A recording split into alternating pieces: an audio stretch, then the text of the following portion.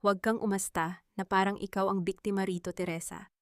Pirmahan mo na ang dokumentong iyan kung gusto mo pang dugtungan ang hiram na buhay ng ama mo sa ospital. Ang boses ni Doña Imelda ay parang isang matalas na labahan na humihiwa sa katahimikan ng marangyang silid.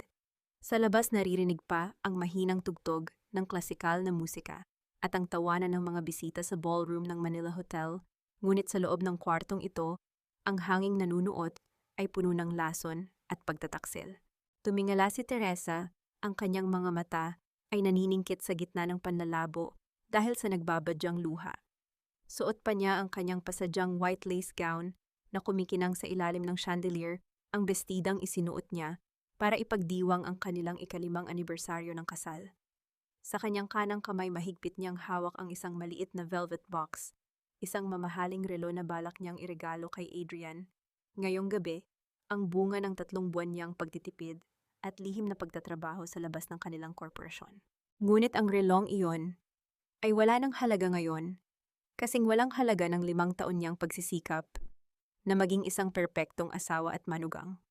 Sa harap niya nakatayo si Adrian, ang lalaking ipinangako niyang mamahalin hanggang sa huling hininga. Iniiwas nito ang tingin, hindi magawang salubungin ang mga mata ng asawang kasasayaw lang niya. Sa gitna ng entablado, ilang minuto ang nakalilipas. Adrian, magsalita ka naman. Pakiusap ni Teresa, ang kanyang boses ay parang isang marupok na sinulid na malapit ng maputol. Naniwala ang lahat sa ballroom na nagnakaw ako sa sarili nating kumpanya. Inakusahan niyo ako sa harap ng media na nakikipagrelasyon sa isang lalaking patay na. Isang pirma ko lang dito habang buhay na akong tatawaging kriminal at makasalanan. Bakit niyo ito ginagawa sa akin? Humakbang pasulong si Adrian, ngunit hindi para yakapin siya, kundi para itulak ang ballpen palapit sa kanyang kamay. Teresa, understand me. My political career is at stake. Ang mga fund na nawala sa kumpanya kailangan ng scapegoat. At ikaw ang pinaka-logical choice dahil ikaw ang may-ari ng Dawn Agriculture. We need to protect the Velasco name. Isang mapait na ngiti ang sumilay sa mga labi ni Teresa. Ang bawat salita ni Adrian ay parang isang matulis na karayom na isa-isang itinusok sa kanyang puso, dahan-dahan tinitiyak na bawat baon ay magdudulot ng hapdi. Protektahan ang pangalan nyo, pero paano ang pangalan ko? Paano ang dangal na iniwan sa akin ng mga magulang ko? Ang dangal ay para sa mga taong may kakayahang mabuhay, Teresa Cat. Sabat ni Doña Imelda habang tinitignan ang kanyang mahabang kuko. Look at yourself. You are a Dawn, yes, but your father is a vegetable in that hospital. Isang tawag ko lang sa management ng St. Jude, tatanggalin nila ang lahat ng makinang nagpapatibok sa puso niya. If you love him, you will sign that divorce and confession. Isipin mo na lang na ito ang huling serbisyo mo sa amin bago ka namin tuluyang itapon sa basurahan kung saan ka nararapat. Ramdam ni Teresa ang panlalamig ng kanyang mga dulo ng daliri. Ang kanyang hininga ay naging mababaw, parang may kung anong malaking bato na nakadagan sa kanyang dibdib na pumipigil sa bawat pagbuga ng hangin. Ang mga pamilyar na amoy ng pabango ni Adrian na dati ay nagbibigay sa kanya ng seguridad, ngayon ay nagdudulot na ng matinding pagduduwal. Ang bawat sulok ng silid na dati ay simbolo ng kanilang tagumpay ay tila nagiging isang rehas na bakal na unti-unting sumasakal sa kanya. Kinuha niya ang ballpen. Ang bigat nito sa kanyang kamay ay parang isang toneladang bakal. Sa bawat guhit ng kanyang pirma sa puting papel, naririnig niya ang pagkadurog ng kanyang sariling kaluluwa. Tapos na. Ang 5 taon ng pagtitiis sa mga pasaring ni Imelda, ang mga gabing puyat sa pag-aayos ng mga papeles para kay Adrian, at ang lahat ng pangarap niyang magkaroon ng sariling pamilya, lahat ay naglaho sa isang iglap. Nang matapos ang huling titik ng kanyang pangalan, marahas na kinuha ni Imelda ang papel. Good, ngayon umalis ka na. Huwag mo nang hintayin na ipakaladkad kita sa mga security sa harap ng lahat ng bisita. From this moment on, you are nothing but a common criminal. Wala kang pag-aari, wala kang asawa at wala kang tahanan. Hindi kumibo si Teresa. Ang kanyang katawan ay tila naging isang estatwa ng yelo. Hindi siya umiyak dahil ang sakit na nararamdaman niya ay lampas na sa antas ng mga luha. Tumalikod siya at dahan-dahang naglakad patungo sa pinto. Bawat hakbang ng kanyang high heels sa carpet ay parang isang huling marcha patungo sa kanyang sariling libing. Nang hawakan niya ang doorknob, narinig niya ang mahinang pagtawa ni Adrian mula sa likuran. isang tawa ng tagumpay at ginhawa. Sa sandaling iyon, ang huling bahagi ng pusong nagmamahal sa lalaking iyon ay tuluyan ng naging abo. Lumabas siya ng hotel. Ang malamig na hangin at ang biglaang pagbuhos ng ulan ay sumalubong sa kanyang basang gown, ngunit hindi niya ito pinansin.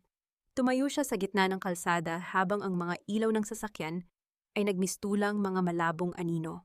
Ang puting bestida na sumasagisag sa kalinisan at pag-ibig ay unti-unti nang nadudumihan ng putik ng lansangan. Sa loob ng kanyang isipan, isang katanungan ang paulit-ulit na umaalingaw-ngaw, mas malakas pa sa dagundong ng kulog sa kalangitan. Ito ba ang halaga ng isang babaeng nagmahal ng tapat sa gitna ng mga lobong nagbabalat kayo? Gaano kalalim ang sugat na kayang tiisin ng isang kaluluwa bago ito tuluyang maging bato at magsimulang maghasik ng sarili nitong unos? Hindi lumingon si Teresa. Alam niyang sa bawat patak ng ulan sa kanyang mukha, hinuhugasan nito ang huling bahagi ng kanyang kahinaan. At sa gitna ng dilim at kahihiyan, isang bagong Teresa, ang dahan-dahang nagigising isang Teresa na hindi na muling luluha, kundi maghihintay sa tamang oras upang bawiin ang lahat ng ninakaw sa kanya. Ang dumi ay hindi nakamamatay, Teresa, pero ang gutom at ang matalas na dila ng mga kapitbahay iyon ang uubos sa iyo. Ang mga salitang iyon ni Aling Lolita ay tila mga langgam na gumagapang sa balat ni Teresa habang tinititigan niya ang maliit at madilim na silid na kanyang uupahan. Ang dingding ay gawa sa pinagtagpi-tagping yero at kahoy malayo sa mga pader na gawa sa Italianong marmol na kinalakihan niya. Ang amoy ng kanal at basang basura ay sumusuntok sa kanyang ilong pilit na dinadaig ang huling bakas ng mamahaling pabango sa kanyang leeg. Ilang oras pa lamang ang nakalilipas mula nang itapon siya ni Adrian sa labas ng kanilang mansyon, ngunit tila isang dekada na ang dumaan. Ang suot niyang white lace gown ay punong-puno na ng mantsa ng putik at grasa mula sa paglalakad sa madidilim na eskinita ng tondo. Sa ilalim ng bumbilyang aandap-andap ang liwanag, dahan-dahang hinubad ni Teresa ang kanyang wedding ring. Ang gintong singsing na dati ay simbolo ng kawalang hanggan ay tila naging isang mainit na bakal na pumapaso sa kanyang daliri. O heto ang kape. Magtiyaga ka muna rito.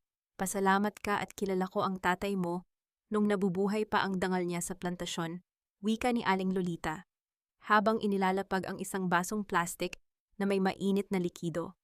Tinitigan ng matanda si Teresa, mula ulo hanggang paa, isang tinging puno ng panghuhusga at lihim na katuwaan sa pagbagsak ng isang prinsesa. Sikat ka na sa balita, alam mo ba? Ang asawa mong si Adrian umiiyak pa sa TV. Sabi niya, pinatawad ka na raw niya sa pagnanakaw mo, pero hindi na raw niya kayang mabuhay kasama ang isang traidor. Hindi kumibo si Teresa. Ang kanyang mga kamay ay nakakuyom sa ilalim ng mesa hanggang sa bumaon ang kanyang mga kuko sa palad. Ang bawat salita ni Lolita ay parang isang hampas ng latigo, ngunit hinayaan niyang tanggapin ang hapdi. Kailangan niyang maramdaman ang bawat sakit upang hindi niya malimutan ang dahilan kung bakit siya narito. Hayaan mo silang magsalita, bulong ni Teresa sa kanyang sarili. Ang kanyang boses ay naging paus at malamig. Kinuha niya ang isang gunting na kalawangin mula sa ibabaw ng lumang cabinet. Walang pag-aalinlangan niyang hinawakan ang kanyang mahaba at malasutlang buhok, ang buhok na madalas haplusin ni Adrian tuwing gabi habang nangangako ng katapatan. Isang mabilis na gupit. Ang mga hibla ng kanyang nakaraan ay isa-isang nalaglag sa maduming sahig. Kasabay ng pagbagsak ng kanyang buhok ay ang paglilibing sa babaeng nagngangalang Teresa Don Velasco. Ang babaeng nakatayo sa harap ng basag na salamin ay may maikli at magulong gupit. Ang kanyang mga mata, na dati ay puno ng pag-ibig, ay naging kasing talim na ng mga bituin sa madilim na gabi. Anong ginagawa mo, bata ka? Gulat na tanong ni Lolita nang makita ang anyo ni Teresa. Nababaliw ka na ba dahil sa kahihiyan? Hindi ako baliw, Aling Lolita, nagigising na ako, nakuwit kita at aha. Sagot ni Teresa habang pinupunasan ang mantsa sa kanyang pisngi. Ang kanyang kilos ay naging mabilis at kalkulado. Kinuha niya ang isang piraso ng lumang dyaryo sa sahig at doon niya nakita ang isang anunsyo na tila itinadhana para sa kanya. Isang hiring notice para sa isang personal driver ng Velasco Group of Companies. Isang posisyon na nangangailangan ng isang taong mabilis kumilos, tahimik at walang gaanong connection sa labas. Isang taong magsisilbing anino sa likuran ng manibela. Bakit ka nakatingin sa dyaryong yan? Maghahanap ka ba ng trabaho Usisa ni Lolita habang sumisilip. Huwag mong sabihing papasok kang katulong, hindi mo kaya iyan. Ang mga kamay mo pang piano lang yan. Tumingin si Teresa sa kanyang mga palad. Nanginginig pa rin ang mga ito, ngunit dahan-dahan niyang itinuon ang kanyang paningin sa anunsyo. Isang plano ang nagsimulang mabuo sa kanyang isipan, isang planong kasing dilim ng gabi sa slum area, ngunit kasing liwanag ng apoy ng paghihigante. Upang talunin ang mga halimaw, kailangan niyang pumasok sa loob ng kanilang kuweba. Kailangan niyang maging hangin, na hindi nila nakikita ang boses na hindi nila naririnig, at ang kamay na unti-unting hihila sa kanila pababa mula sa kanilang mga trono. Hindi ako magiging katulong, Aling Lolita, sabi ni Teresa, habang itinutupi ang dyaryo at inilalagay sa loob ng kanyang bulsa. Magiging multo ako na susunod sa bawat hakbang nila. Lumapit siya sa bintana at tiningnan ang malayo at nagniningning na mga ilaw ng Makati kung saan nakatayo ang Velasco Tower. Alam niyang sa mga sandaling ito nagdiriwang si Adrian at ang kanyang ina. Akala nila ay tapos na ang laban. Akala nila ay napatay na nila ang kanyang espiritu.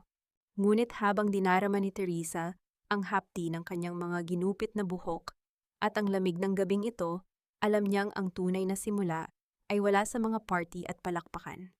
Ang tunay na simula ay narito sa gitna ng dumi at hirap, kung saan ang isang Don ay natututong maging alikabok bago muling maging bagyo. Isang katanungan ang naiwan sa hangin habang pinagmamasdan niya ang flyer ng trabaho. Handa na ba siyang harapin ang lalaking sumira sa kanya habang suot ang maskara ng isang estranghero? Maaatim ba niyang pagsilbihan ang asawang pumatay sa kanyang dangal nang hindi isinisigaw ang kanyang tunay na pangalan sa bawat sandali? Kinabukasan, isang lalaking nagngangalang Tito ang kakatok sa opisina ng Velasco Group. Isang lalaking may takip ang mukha ng sombrero at may pusong puno ng nakamamatay na katahimikan. Ang pagiging invisible ang pinakamalakas na sandata ng isang taong wala ng balak pang magpatalo. Ang malamig na hangin galing sa aircon ng lobby ng Velasco Group ay tila isang malupit na paalala sa nakaraan ni Teresa. Ilang araw lang ang nakalilipas, ang bawat gwardiya rito ay yumuyukod sa kanya, bawat empleyado ay bumabati ng may ngiti. Ngunit ngayon, habang nakasuot ng maluwag na jacket, kupas na maong at isang itim na baseball cap na nakatakip sa kanyang noo, isa lamang siyang anino sa paningin ng lahat.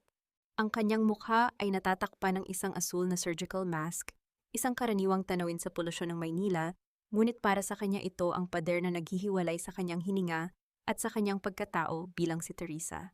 Pangalan, tanong ng recruitment officer habang hindi man lang tumitingin sa kanya. Ang lalaking ito, si Mr. Ramos, ay dating humihingi ng pabor sa kanya para sa promotion. Ngayon ang tanging nakikita nito ay ang mga kamay ni Teresa na may mga paltos dahil sa paglilinis sa bahay ni Aling Lolita. Tito Sir, Tito Santos, sagot ni Teresa.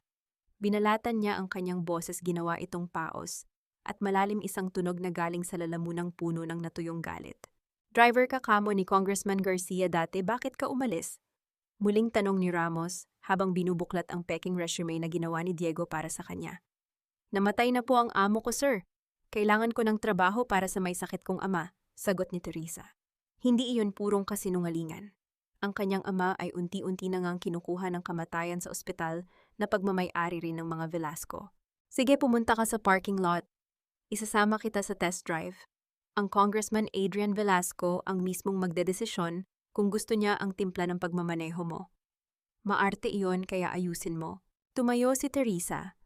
Ang bawat hakbang niya patungo sa basement ay tila paglakad sa loob ng isang kabaong. Pagdating sa parking area, nakita niya ang pamilyar na itim na Mercedes-Benz. Ang sasakyang iyon ang naging saksi sa marami nilang tawanan ni Adrian sa mga planong binuo nila para sa kinabukasan. Ngayon ang sasakyang iyon ay naging simbolo ng kanyang pagkakabilanggo. Hindi nagtagal, bumukas ang elevator. Lumabas si Adrian, suot ang isang mamahaling suit, at sa kanyang tabi ay si Marisol, ang dating sekretarya ni Teresa, na ngayon ay nakasabit sa braso ng kanyang asawa na parang isang linta. Ang tawa ni Marisol ay parang tunog ng mga basag na kristal na tumutusok sa pandinig ni Teresa. Make it fast, honey. I have a meeting with the investors at 10:00 ng umaga, sabi ni Marisol habang hinahaplos ang pisngi ni Adrian.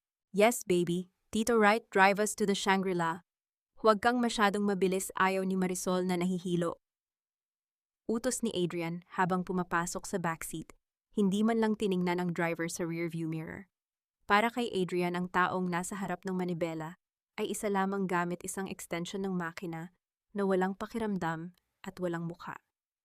Ang ganitong uri ng pagtrato ang ituring na hangin ay ang siyang naging pagkakataon ni Teresa. Dahan-dahang napaatras ang sasakyan. Ang ugong ng makina ay naging tanging musika sa loob ng kabinet ng sasakyan. Habang nagmamaneho, ramdam ni Teresa ang init ng kanyang mga palad sa manibela. Sa likuran niya, naririnig niya ang mga bulong at tawanan ng 2 taong sumira sa kanyang buhay. "I can't believe we got rid of her that easily, Adrian," bulong ni Marisol, ngunit sapat na ang lakas para marinig ni Teresa. Ang tanga rin ni Teresa, no pirma agad siya para lang sa tatay niyang mamamatay na rin naman. "Huwag mo na siyang banggitin, it's bad for the vibes," sagot ni Adrian, at narinig ni Teresa ang tunog ng isang halik. Isang halik na dati ay sa kanya lamang ibinibigay. "Nakuha na natin ang gusto natin. Ang lupain ng mga Don ay sa atin na. Pagkatapos ng eleksyon, itatayo natin ang resort na pinangarap ko." Ang mga daliri ni Teresa ay lalong humigpit sa manibela hanggang sa mamuti ang kanyang mga buko-buko. Gusto niyang iapak ang preno ng malakas. Gusto niyang isigaw ang lahat ng sakit. Ngunit pinigil niya ang kanyang sarili. Ang bawat salita nila ay naging gatong sa apoy na naglalayab sa kanyang dibdib. Isang munting detalye ang napansin ni Teresa sa rearview mirror. May isang maliit na kwintas na nakasabit sa leeg ni Marisol, ang kwintas na pagmamay-ari ng yumaong ina ni Teresa. Isang heirloom na ninakaw nila mula sa kanyang jewelry box bago siya pinalayas. Ang sakit na nararamdaman niya ay hindi na lamang basta hapdi. Ito ay naging isang malamig at kalkuladong galit. Nang makarating sila sa destinasyon, bumaba sina Adrian at Marisol nang hindi man lang nagpapasalamat. Iniwan nila si Teresa sa loob ng sasakyan kasama ang amoy ng pabango ni Marisol na tila isang lason na kumapit sa upholstery. Dahan-dahang hinubad ni Teresa ang kanyang baseball cap. Tumingin siya sa salamin. Ang kanyang mga mata ay hindi nakakikitaan ng luha. Ang bawat hininga niya ay puno ng determinasyon. "Hindi niyo lang ninakaw ang ari-arian ko," bulong ni Teresa sa loob ng tahimik na sasakyan. "Ninakaw niyo ang bawat alaala ng pamilya ko. At sa bawat kilometrong itatakbo ng sasakyang ito, ilalapit ko kayo sa inyong sariling bangin." Dinukot niya ang isang maliit na recording device mula sa kanyang bulsa at idinikit ito sa ilalim ng backseat. Ang laro ay nagsisimula na. Ang multo na kanilang nilikha ay narito na sa kanilang likuran, may hawak na manibela at handang ihatid sila sa impyerno. Ngunit bago pa man makahinga ng malalim si Teresa, kumatok ang isang gwardya sa bintana. "Hoy driver, may naiwan ang amo mo rito sa labas. Iabot mo sa kanila sa loob, dali on." Tumingin si Teresa sa bintana. Ang hawak ng gwardya ay ang pitaka ni Adrian. Ang pitakang naglalaman ng lahat ng IDs at credit cards nito. Kung papasok siya sa loob, may panganib na makita niya ang mga taong kilala, ang kanyang bawat galaw. Mabubuko ba ang kanyang pagpapanggap sa unang araw pa lamang? "Tate, siguraduhin mong hindi ka magkakamali sa pag-abot nito, tito. Isang pagkakamali mo lang tanggal ka sa trabaho bago pa man matapos ang araw na ito." Ang boses ng gwardya ay puno ng awtoridad, ngunit para kay Teresa ito ay tila isang babala mula sa tadhana. Tinanggap niya ang pitaka ni Adrian. Ang balat nito ay malambot at pamilyar. Ito ang pitakang iniregalo niya kay Adrian. Noong nakaraang kaarawan nito ang regalong sinamahan niya ng isang sulat na puno ng pagmamahal. Ngayon ang bawat haplos niya sa pitakang iyon ay parang paghawak sa isang piraso ng uling na nagbabaga. Dahan-dahang pumasok si Teresa sa loob ng marangyang lobby. Ang bawat tibok ng kanyang puso ay tila isang tambol na nagbababala ng panganib. Sa isang sulok ng restaurant, nakita niya si Adrian at Marisol na masayang nag-uusap habang naghihintay ng kanilang pagkain. Ang sikat ng araw mula sa malaking bintana ay tumatama sa mukha ni Adrian. Ang mukhang dati ay tanging liwanag sa buhay ni Teresa, ngunit ngayon ay simbolo na ng kanyang pinakamadilim na bangungot. Huminga ng malalim si Teresa, hinila ang kanyang baseball cap pababa, at tinitiyak na ang asul na maskara ay mahigpit na nakatakip sa kanyang mukha. Lumapit siya sa kanilang mesa nang hindi tumitingin ng diretso. Inilapag niya ang pitaka sa tabi ng baso ni Adrian nang walang anumang tunog. "Sir, ang pitaka niyo po," ang paos na boses ni Tito ang lumabas sa kanyang lalamunan. Bahagyang tumingala si Adrian, ngunit ang kanyang mga mata ay nanatiling nakatuon sa menu. Oh, salamat tito. Maghintay ka na lang sa parking lot. At pakisabi sa car wash sa labas linisin ang mga gulong. Ayoko ng dumi. Hindi sumagot si Teresa. Tumalikod siya agad, ang kanyang mga kamay ay nanginginig sa loob ng bulsa ng kanyang jacket. Sa loob ng pitakang iyon, nakita niya ang isang sulyap ng isang litrato ni Marisol na nakalagay sa slot, kung saan dati ay ang litrato nilang dalawa ni Teresa. Ang bawat bahagi ng kanyang lumang buhay ay isa-isang binubura pinalitan ng isang masamang bersyon ng katotohanan. Nang makalabas siya sa gusali ang hangin, ay tila naging mas mabigat. Ang bawat hininga niya ay may kasamang hapdi. Ngunit wala siyang oras para sa panghihina. Pagkatapos ng kanyang shift, may isang taong kailangan niyang makita, ang tanging tao sa mundong ito na inaakala niyang makapagbibigay sa kanya ng hustisya. Ang tagpuan ay sa isang tahimik at madilim na simbahan sa labas ng lungsod. Doon naghihintay ang isang lalaking may tindig na kagalang-galang, si Rafael. Ang abogadong itinuring niyang kapatid, ang matalik na kaibigan na naging sandigan niya sa bawat bagyo ng buhay. Teresa, ikaw ba yan? Ang boses ni Rafael ay puno ng pag-aalala habang lumalapit siya sa aninong nakaupo sa huling hilera ng mga upuan. Dahan-dahang hinubad ni Teresa ang kanyang maskara at sombrero. Ang kanyang maikling buhok at ang mga matang puno ng pagod ay nagpagulat kay Rafael. Rafael, salamat at dumating ka. Diyos ko, Teresa, anong nangyari sa iyo? Bakit ganito ang hitsura mo? Lumuhod si Rafael, sa harap niya hinawakan ng kanyang mga kamay na tila isang tagapagtanggol. Huwag kang mag-alala, gagawin natin ang lahat. Iipunin natin ang mga ebidensya laban kay Adrian at sa kanyang ina. Hindi ko hahayaang manalo ang kasamaan nila. Ang mga salitang iyon ni Rafael ay tila isang mainit na kumot sa gitna ng nagyayelong gabi. Naramdaman ni Teresa ang unti-unting pagluwag ng buhol sa kanyang dibdib. Sa gitna ng lahat ng pagtataksil, naniniwala siyang mayroon pa ring isang taong tapat. Ibinuhos ni Teresa ang lahat ng kanyang nalalaman, ang mga narinig niya sa loob ng sasakyan, ang mga dokumentong balak ibenta ni Imelda, at ang bawat pang-aapi na natanggap niya. Ibigay mo sa akin ang lahat ng kopya ng files na nakuha mo, Teresa. Itatago ko ang mga ito sa isang safe house. Kapag sapat na ang ebidensya, tayo mismo ang hihila sa kanila papunta sa korte, pangako ni Rafael, habang tinititigan si Teresa ng may malalim na emosyon. Tumango si Teresa, ang kanyang puso ay muling tumitibok ng may pag-asa. Ngunit habang kinukuha ni Rafael ang kanyang bag upang ilabas ang ilang papeles, isang lumang sobre, ang aksidenteng nahulog mula sa kanyang folder. Mabilis na pinulot ni Rafael ang sobre, ngunit hindi bago ito makita ni Teresa. Sa loob ng sobreng iyon, sumilip ang isang lumang litrato ng ama ni Teresa, ang kagalang-galang na si Don Lorenzo. Ngunit ang litratong iyon ay hindi karaniwan. May isang malaki at pulang marka ng XX na nakaguhit sa mukha ng kanyang ama, at sa ilalim nito ay may nakasulat na salitang pabayaran. Isang malamig na kilabot ang gumapang sa likuran ni Teresa. Ang pag-aalala sa mukha ni Rafael, na tila isang anghel kanina, ay biglang naging kahina-hinala sa ilalim ng aandap-andap na kandila ng simbahan. Ano iyon, Rafael? Mahinang tanong ni Teresa. Ang kanyang boses ay nanginginig sa takot. Isang sandali ng katahimikan ang bumalot sa pagitan nila. Ang mukha ni Rafael ay dahan-dahang nagbago, ang init ng kanyang mga mata ay napalitan ng isang malamig at madilim na titig na hindi pa kailanman nakikita ni Teresa. Isang alaala lamang ng nakaraan, Teresa. Sagot ni Rafael habang mabilis na itinatago ang sobre. Isang utang na matagal nang dapat bayaran. Nabaligtad ang sikmura ni Teresa. Ang taong akala niya ay kanyang huling kanlungan ay tila may itinatagong bangin na mas malalim pa sa mga Velasco. Sino nga ba talaga ang kanyang kasama? Ang isang tagapagligtas o ang isa pang lobo na naghihintay lamang ng tamang sandali upang sakalin siya? Habang lumalakad palabas ng simbahan, tila naririnig ni Teresa ang bulong ng mga anino sa bawat sulok. Ang mundo ay naging isang malaking labirinto ng mga kasinungalingan, at ang bawat pinto na kanyang binubuksan ay tila naghahantong sa isa pang bitag.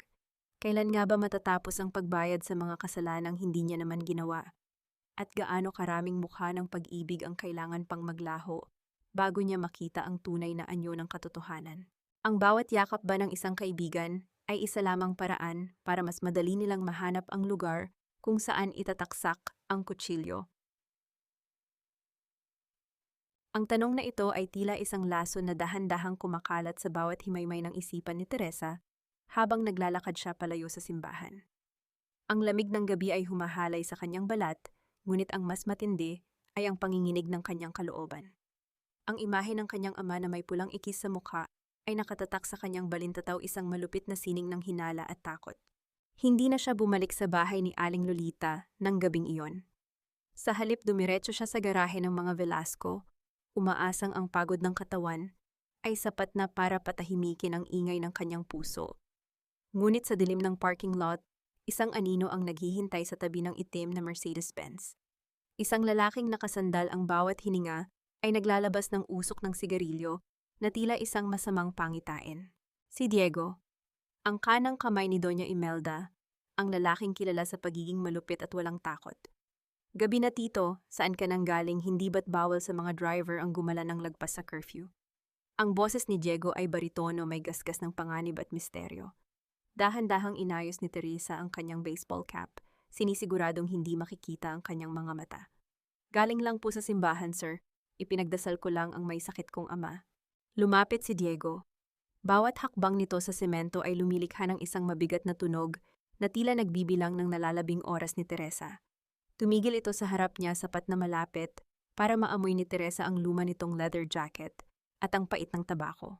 Madasalin ka palang driver, bihira iyan sa mga taong nagtatrabaho sa pamilyang ito, wika ni Diego, habang sinusuri ang bawat galaw ni Teresa. Bigla nang walang babala hinawakan ni Diego ang braso ni Teresa. Ang hawak nito ay mahigpit, ramdam ang bawat ugat sa ilalim ng balat. Bakit nanginginig ang mga kamay mo, tito? Parang hindi ito mga kamay ng isang lalaking sanay sa kalsada. Masyadong malambot, masyadong maingat. Dahil po sa pagod, sir. Hindi pa po ako sanay sa ganito kahabang shift. Sagot ni Teresa, pilit na pinapatatag ang kanyang boses, kahit na ang kanyang puso ay tila gustong tumalon palabas ng kanyang dibdib.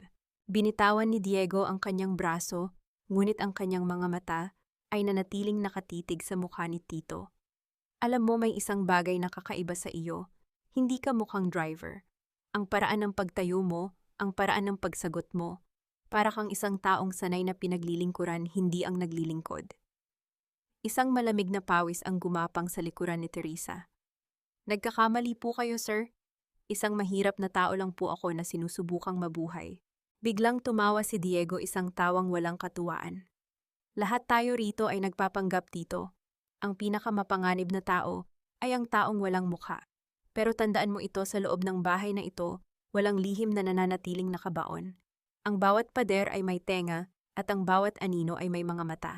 Hinawakan ni Diego ang leeg ni Teresa, isang kilos na tila nananakal, ngunit may kasamang kakaibang pag-iingat. Ang init ng palad nito ay tila isang babala. Sino ka ba talaga, tito, o baka dapat kitang tawaging isang multo na naghahanap ng hustisya? Nanigas si Teresa. Ang bawat hininga niya ay tumigil. Ang mga mata ni Diego ay tila nakakakita sa ilalim ng kanyang maskara, tila binabasa ang bawat takot na nakatago sa kanyang kaluluwa. Sa sandaling iyon, naramdaman ni Teresa na ang kanyang mundo ay unti-unti nang gumuho. Ang bawat alyansa ay naging bitag at ang bawat estranghero ay naging isang potensyal na katayan. Kung sino man ako, wala na po iyong halaga, sir. Ang mahalaga ay ang trabaho ko rito. Pilit na sagot ni Teresa, pilit na binabawi ang kanyang leeg mula sa hawak ni Diego. Tingnan natin kung hanggang kailan mo kayang panindigan ang papel na iyan, bulong ni Diego bago tumalikod at maglakad palayo. Ang kanyang mga hakbang ay dahan-dahang nawala sa kadiliman, iniwan si Teresa na nag-iisa sa gitna ng malamig na garahe. Sumandal si Teresa sa sasakyan, ang kanyang tuhod ay nanghihina. Kanino siya lalapit? Si Rafael ay may lihim na galit sa kanyang ama. Si Diego ay tila alam ang kanyang tunay na pagkatao. At si Adrian, ang lalaking dapat ay nagtatanggol sa kanya, ay siyang mismong naglagay sa kanya sa impyernong ito. Kinuha niya ang kanyang lumang cellphone at tiningnan ang huling mensahe mula kay Rafael. Magtiwala ka sa akin, Teresa. Malapit na tayong matapos. Dati ang mensaheng ito ay nagbibigay sa kanya ng pag-asa. Ngayon ito ay tila isang banta. Sa gitna ng katahimikan ng gabi, isang nakakabinging katanungan ang naiwan sa hangin. Sa isang mundong puno ng mga manloloko, maaari pa bang magtiwala sa sariling mga mata? O ang bawat kamay na tumutulong ay siya ring kamay na magsasara ng takip ng kabaong? Isang malakas na tunog ng kidlat ang gumuhit sa kalangitan, tila isang hudyat na ang tunay na unos ay magsisimula pa lamang. Isang pansamantalang kapalit ka lang, Marisol.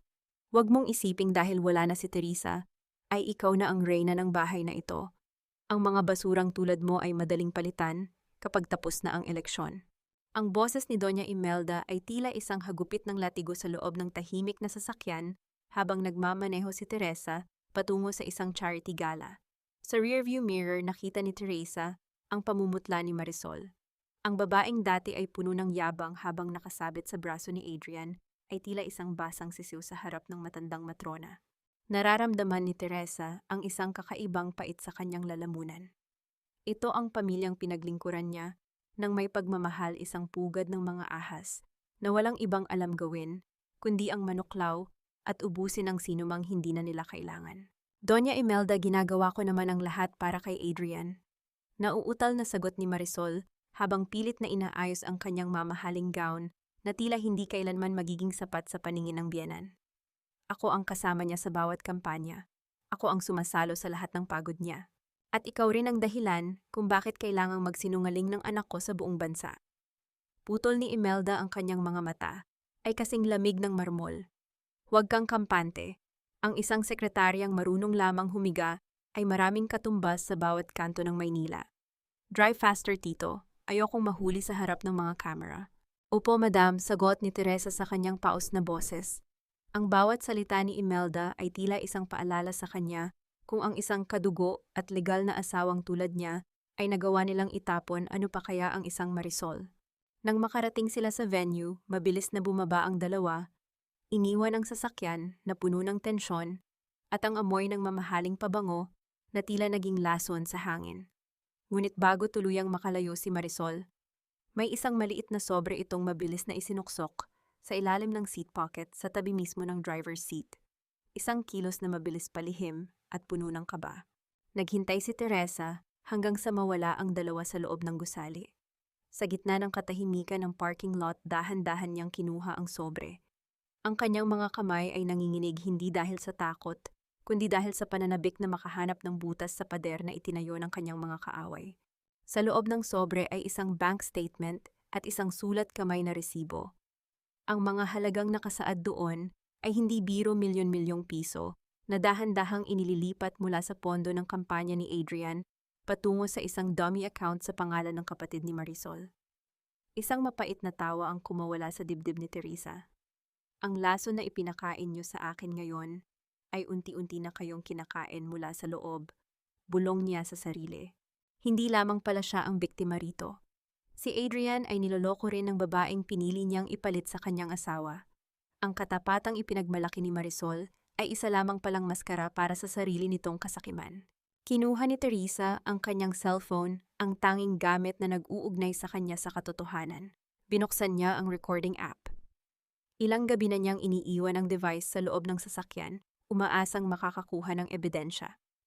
At doon sa huling audio file narinig niya ang isang pag-uusap na magpapabago sa takbo ng laban. Huwag kang mag-alala, Joseph, boses iyon ni Marisol, puno ng panunukso at kawalan ng hiya. Kapag nakuha na natin ang huling piraso ng lupa ng mga Don, iiwan ko na ang matandang matrona at ang hininga ni Adrian. Mapupunta sa atin ang lahat. Hayaan natin silang mabulok sa kanilang ambisyon. Ang bawat salita ni Marisol ay naging kasing talim ng mga kutsilyong itinusok sa likod ni Adrian. Nadama ni Teresa ang isang halong pandidirito at kakaibang katuwaan.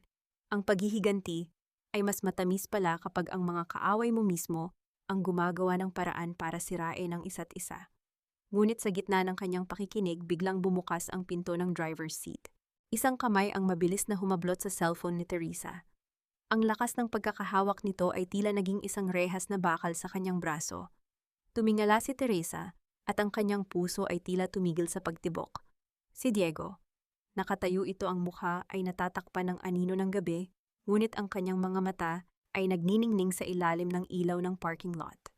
Hawak nito ang ebidensya na pwedeng sumira kay Marisol or pwedeng tumapos sa buhay ni Teresa. Masyadong matalas ang pandinig mo para sa isang driver, Tito Kat. Bulong ni Diego, ang boses ay puno ng panganib. Anong balak mong gawin sa recording na ito? Ibenta sa media o gamitin para sa sarili mong kaligtasan? Hindi makapagsalita si Teresa. Ang bawat hininga niya ay tila nakabuhol sa kanyang lalamunan. Ang lihim na akala niya ay sa kanya lamang ay hawak na ngayon ng kanang kamay ng kanyang pinakamatinding kaaway. Ito na ba ang dulo ng kanyang pagpapanggap? Or si Diego ba ang magiging susi sa impyernong balak niyang buksan para sa mga Velasco? Isang katanungan ang naiwan sa pagitan nila, mas mabigat pa sa anumang sikretong nakatago sa loob ng sasakyang iyon. Kanino nga ba talaga tapat si Diego sa pera ni Imelda? Or sa isang katarungang matagal na ring ipinagkait sa kanya? Huwag kang manginig, Tito. Ang mga kamay na may hawak ng katotohanan ay hindi dapat sumusuko sa takot. Ang boses ni Diego ay nanatiling kalmado, ngunit ang bawat salita niya ay tila isang hatol ng kamatayan sa pandinig ni Teresa. Hawak pa rin nito ang kanyang cellphone, ang screen ay nagliliyab sa gitna ng dilim ng parking lot, ipinapakita ang tumatakbong segundo ng recording na magpapabagsak kay Marisol. Inaasahan ni Teresa na sisigaw ito tatawag ng security o kaya ay kakalad ka rin siya pabalik kay Doña Imelda. Ngunit sa halip na gawin iyon, dahan-dahang ibinalik ni Diego ang cellphone sa palad ni Teresa. Ang lamig ng kamay ni Diego ay bumaon sa balat ni Teresa, isang haplos na puno ng hindi maipaliwanag na mensahe. Gamitin mo yan ng taman, bulong ni Diego, habang tumititig ng diretso sa mga mata ni Teresa na tila binubutas ang kanyang maskara. Maraming ahas sa loob ng pamamahay na ito at hindi lahat sila ay gumagapang. Ang ilan sa kanila ay nakasuot ng mamahaling suit at nagkukunwaring tagapagtanggol. Hindi na naghintay ng sagot si Diego. Tumalikod ito at naglakad palayo. Ang kanyang mga hakbang ay lumilikha ng isang ritmo sa semento na tila isang paalala na ang oras ay nauubos na. Naiwang tuliro si Teresa. Bakit siya tinutulungan ni Diego? Isang bitag ba ito o isang pagkakataon? Dahil sa takot na baka magbago ang isip ni Diego, mabilis na nagmaneho si Teresa patungo sa kaisa-isang taong pinagkakatiwalaan niya. Ang kanyang huling alas. Si Rafael. Ang tagpuan ay sa isang lumang bodega sa gilid ng pantalan, malayo sa mga mata ng mga Velasco. Ang amoy ng kalawang at alat ng dagat ay humahalo sa kaba na namumuo sa dibdib ni Teresa. Pagpasok niya, nakita niya si Rafael na nakatayo malapit sa isang lamesang puno ng mga papeles. Ang liwanag ng isang bumbilyang nakasabit ay lumilikha ng mahahabang anino sa kanyang mukha. Nakuha mo ba? Tanong ni Rafael. Ang kanyang boses ay puno ng pagmamadali. Dito lahat, Rafael, sagot ni Teresa habang inilalapag ang cellphone at ang mga dokumentong nakuha niya mula sa sasakyan. Nagnanakaw si Marisol sa kumpanya. May ebidensya na rin ako ng mga dummy accounts. Tapos na ang laban, Rafael. Makukuha ko na ulit ang kumpanya ng tatay ko. Malilinis na ang pangalan ko. Kinuha ni Rafael ang cellphone. Pinanood ni Teresa ang kanyang mukha habang nakikinig sa recording. Ngunit sa halip na makita ang tuwa o galit para sa kanya, isang kakaibang ngiti ang sumilay sa mga labi ng abogado. Isang ngiti na hindi kailanman nakita ni Teresa sa loob ng maraming taon ng kanilang pagkakaibigan. Salamat, Teresa. Talagang pinadali mo ang trabaho ko, sabi ni Rafael, habang dahan-dahang inilalagay ang cellphone sa kanyang sariling bulsa. Anong ibig mong sabihin? Tanong ni Teresa, ang kanyang boses ay nagsisimulang manginig. Rafael, kailangan nating ibigay yan sa mga autoridad. Iyan ang magpapatunay na inosente ako. Humarap si Rafael sa kanya. Ang liwanag ng bumbilya ay nagpakita ng puot sa kanyang mga mata, isang puot na tila matagal ng kinikimkim. Inosente. Sa tingin mo ba ay mahalaga pa ang pagiging inosente mo sa puntong ito? Teresa, hindi pera ang gusto ko. At lalong hindi ang katarungan para sa iyo. Humakbang si Rafael palapit, bawat yabag ng kanyang sapatos ay tila isang pako na ibinabaon sa puso ni Teresa. Ang tatay mo, si Don Lorenzo, baka nakakalimutan mo kung paano niya sinira ang pamilya ko. Ang aksidenteng kinasangkutan niya, 20 taon, na ang nakalilipas ang dahilan kung bakit namatay ang mga magulang ko sa kahirapan. Habang kayo ay nagpapakasa sa yaman. Akala niyo ba ay matatapos ang lahat sa isang simpleng sorry? Hindi ko alam. Rafael, hindi ko alam ang tungkol doon. Nauutal na, sabi ni Teresa habang umaatras hanggang sa tumama ang kanyang likod sa malamig at kinakalawang na pader ng bodega. Ngayon ay alam mo na, ang boses ni Rafael ay naging isang malamig na bulong. Ginamit ko ang mga Velasco para ubusin ang yaman mo at gagamitin kita para ubusin ang mga Velasco. Kapag nagkagulo na kayong lahat, ako ang titayo sa ibabaw ng mga abo nyo. Ang lahat ng ebidensyang ibinigay mo sa akin, hindi ko yan gagamitin para iligtas ka. Gagamitin ko yan para siguraduhing wala ni isa sa inyo ang makakalabas ng buhay mula sa gulong ito. Kasabay ng mga salitang iyon, narinig ni Teresa ang tunog ng kadena sa labas ng pinto. Ang mabigat na bakal ay humampas sa pintuan, isinasara ang kaisa-isang labasan. Rafael, buksan mo ito, Rafael! Sigaw ni Teresa habang hinahampas ang bakal na pinto. Ang tunog ng kanyang mga kamao sa metal ay tila isang desperadong panawagan na walang nakakarinig. Mula sa maliit na siwang ng pinto, nakita ni Teresa ang huling sulyap ng mukha ni Rafael bago ito tuluyang lumisan sa kadiliman. Goodbye, Teresa. Magtiwala ka sa akin. Malapit na tayong matapos, pero hindi sa paraang iniisip mo. Naiwan si Teresa sa loob ng madilim at malamig na bodega. Ang tanging naririnig niya ay ang tunog ng mga alon sa labas at ang sarili niyang mabilis na paghinga. Ang lahat ng kanyang pinagkakatiwalaan ay naglaho. Ang kanyang huling kakampi ay naging kanyang pinakamalupit na kaaway. Napaupo si Teresa sa maduming sahig, ang kanyang mga kamay ay nakayakap sa kanyang sarili habang ang lamig ng bodega ay unti-unting nanunuot sa kanyang buto. Sa gitna ng katahimikan, isang nakakabinging katanungan ang naiwan. Mayroon pa bang natitirang dahilan para lumaban kung ang buong mundo ay tila nagkaisa, na ibaon siya sa limot? Isang mahinang kaluskos ang narinig niya mula sa madilim na sulok ng bodega. May iba pa bang tao sa loob na patpokfathat? Sa bawat luhang pumapatak sa dilim, may isang kaluluwang unti-unti ring namamatay at may isang galit na dahan-dahang isinisilang. Ang katahimikan sa loob ng bodega ay tila isang mabigat na kumot na sumasakal sa hininga ni Teresa. Ang bawat tibok ng kanyang puso ay umaalingaw sa malamig na pader, tila isang orasan na nagbibilang ng kanyang huling sandali. Ngunit ang kaluskos na narinig niya mula sa madilim na sulok ay hindi gawa ng mga daga o ng hangin. Ito ay isang mabigat at pigil na hininga ng isang tao. Huwag kang sumigaw, Teresa. Ang boses mo ay walang halaga rito sa gitna ng dagat. Ang boses na iyon ay pamilyar. Baritono malamig at may gasgas ng kapaitan. Mula sa anino dahan-dahang lumabas si Diego. Ang liwanag ng buwan na sumisilip sa butas ng bubungan ay tumama sa kanyang mukha, nagpapakita ng isang sugat sa kanyang kilay na tila bago pa lamang. Diego, nautal na sabi ni Teresa habang pilit na tumatayo at sumasandal sa mga nakatambak na kahon. Anong ginagawa mo rito? Pinadala ka ba ni Rafael para tapusin na ako? Isang mapait na tawa ang kumawala sa mga labi ni Diego habang dahan-dahan siyang lumalapit. Si Rafael, ang abogadong iyon, ay masyadong malinis ang mga kamay para pumatay. Mas gusto niyang panoorin kang mabulok habang hawak niya ang lahat ng baraha. At hindi ako tauhan ni Numan Teresa, lalo na ng mga Velasco. Umupo si Diego sa isang lumang gulong ng sasakyan, tila hindi nagmamadali. Nakita ko ang lahat.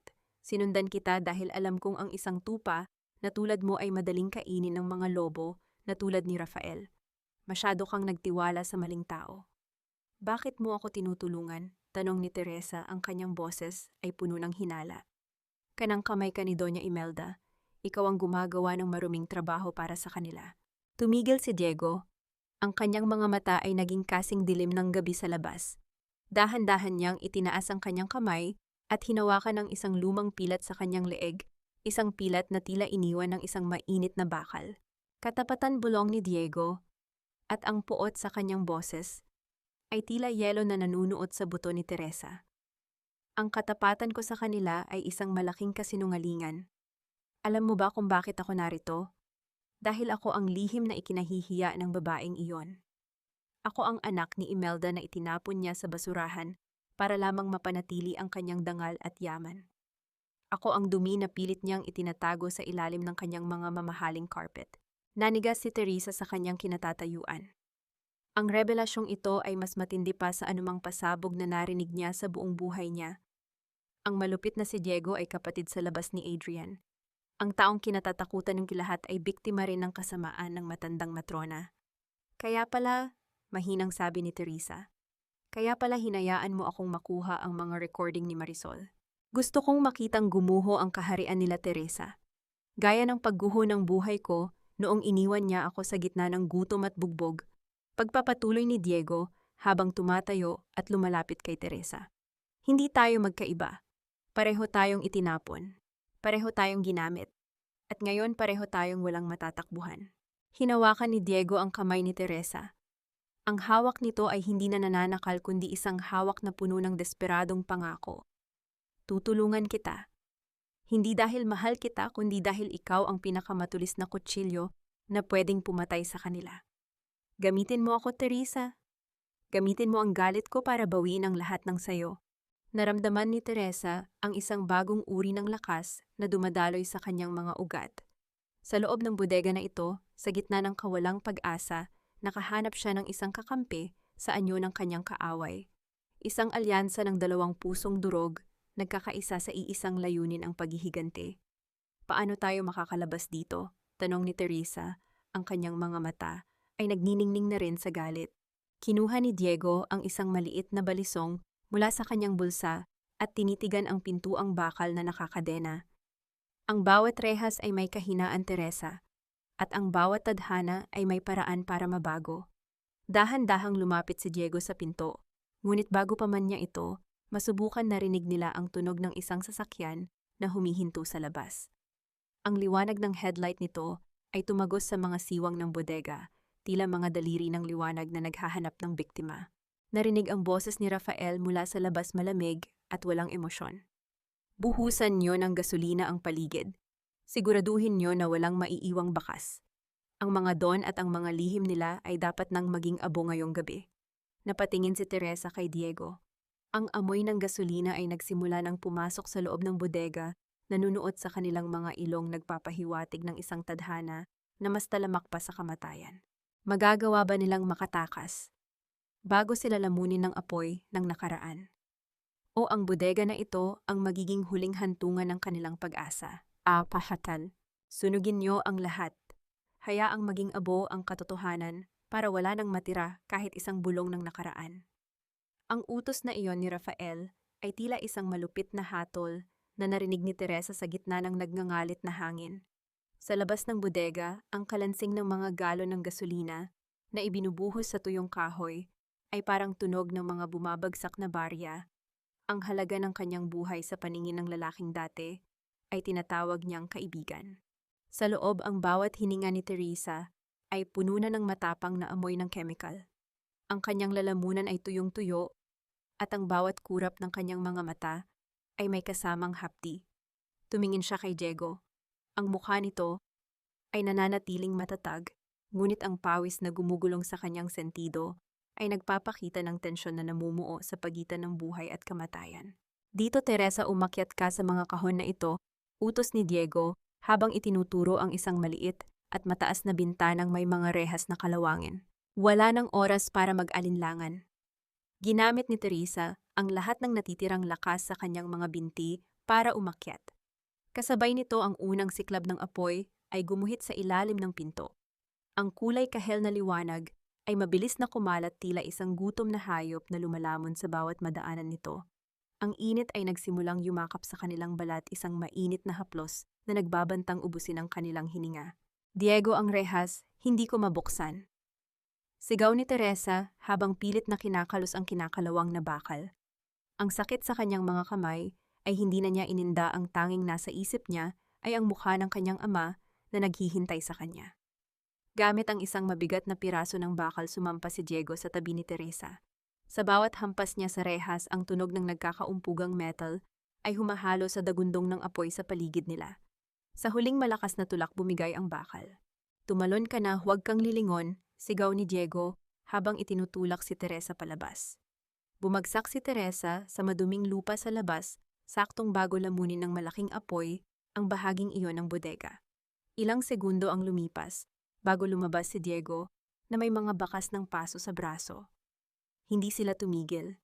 Tumakbo sila sa kadiliman ng pantalan hanggang sa ang ingay ng mga sirena ng bumbero ay maging malayo ng bulong. Kinabukasan sa loob ng maliit na silid ni Aling Lolita, nakaupo si Teresa habang pinagmamasdan ang balita sa lumang telebisyon. Isang bodega sa pier ang natupok ng apoy kagabi. Wala namang naiulat na nasaktan. Ang boses ng news anchor ay tila isang malaking insulto sa katotohanan. Alam ni Teresa na para sa mundo siya ay patay na, at yun ang kailangan niya. O uminom ka muna ng tubig. Namumutla ka na naman, sabi ni Aling Lolita habang inilalapag ang baso.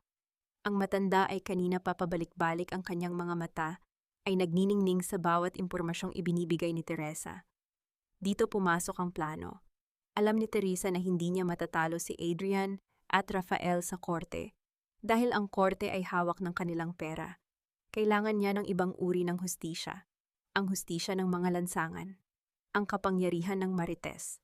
Aling Lolita, alam mo ba kung bakit nasunog ang bodegang iyon? Mahinang tanong ni Teresa habang tinititigan ang matanda. Dahil may itinatagong dumi si Adrian Velasco ron. May mga dokumento roon na nagpapatunay na ang mabait nating kandidato ay nagnanakaw sa pondo ng mga magsasaka. Nanlaki ang mga mata ni Aling Lolita. Ano ang akala ko ay ikaw ang nagnakaw, Teresa? Yun ang gusto nilang paniwalaan nyo. Pero ang totoo gagamitin ni Adrian, ang pera para pambili ng mga boto. Habang ang mga tao rito sa Tondo ay nagdidildil ng asin, patuloy ni Teresa, ang bawat salita ay may kasamang tamang timpla ng pait at emosyon. At si Rafael ang abogadong iyon, ang utak ng lahat. Pinatay nila ang mga ebidensya kagabi kasama ang alaala ng tatay ko. Nakita ni Teresa ang unti-unting pagbabago sa mukha ni Aling Lolita.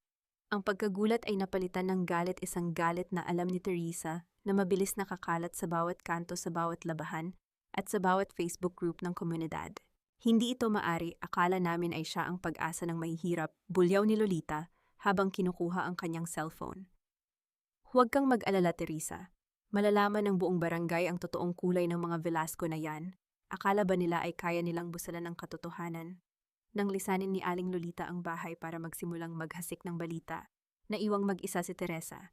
Mula sa bintana nakita niya si Diego na nakatayo sa kalsada, tila isang bantay na walang mukha. Ang laban ay hindi na lamang tungkol sa mga dokumento. Ito ay tungkol na sa opinyon ng publiko. Sa Pilipinas, ang tsismis ay mas mabilis pa sa bala at ang galit ng masa ay mas matindi pa sa apoy ng bodega. Ngunit habang tinitingnan ni Teresa ang kanyang mga kamay na puno ng uling at sugat, isang tanong ang hindi mawala sa kanyang isipan.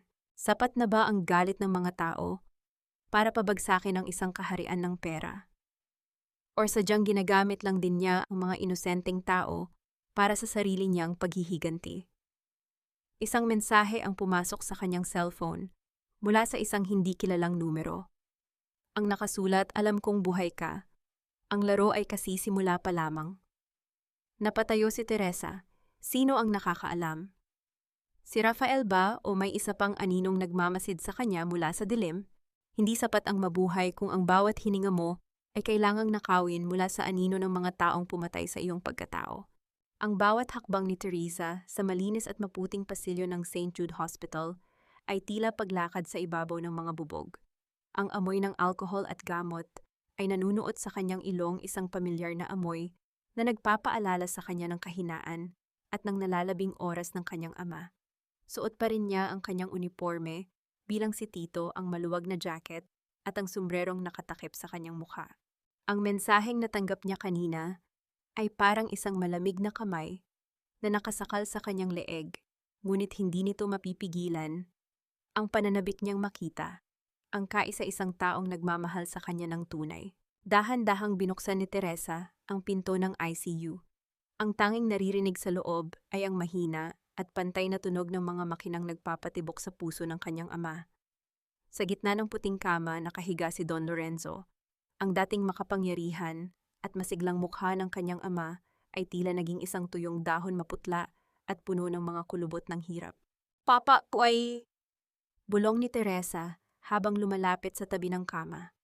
Ang kanyang boses ay nanginginig, punong-puno ng pagpipigil sa luhang gustong kumawala. Papa, narito na ang anak mo. Narito na si Teresa.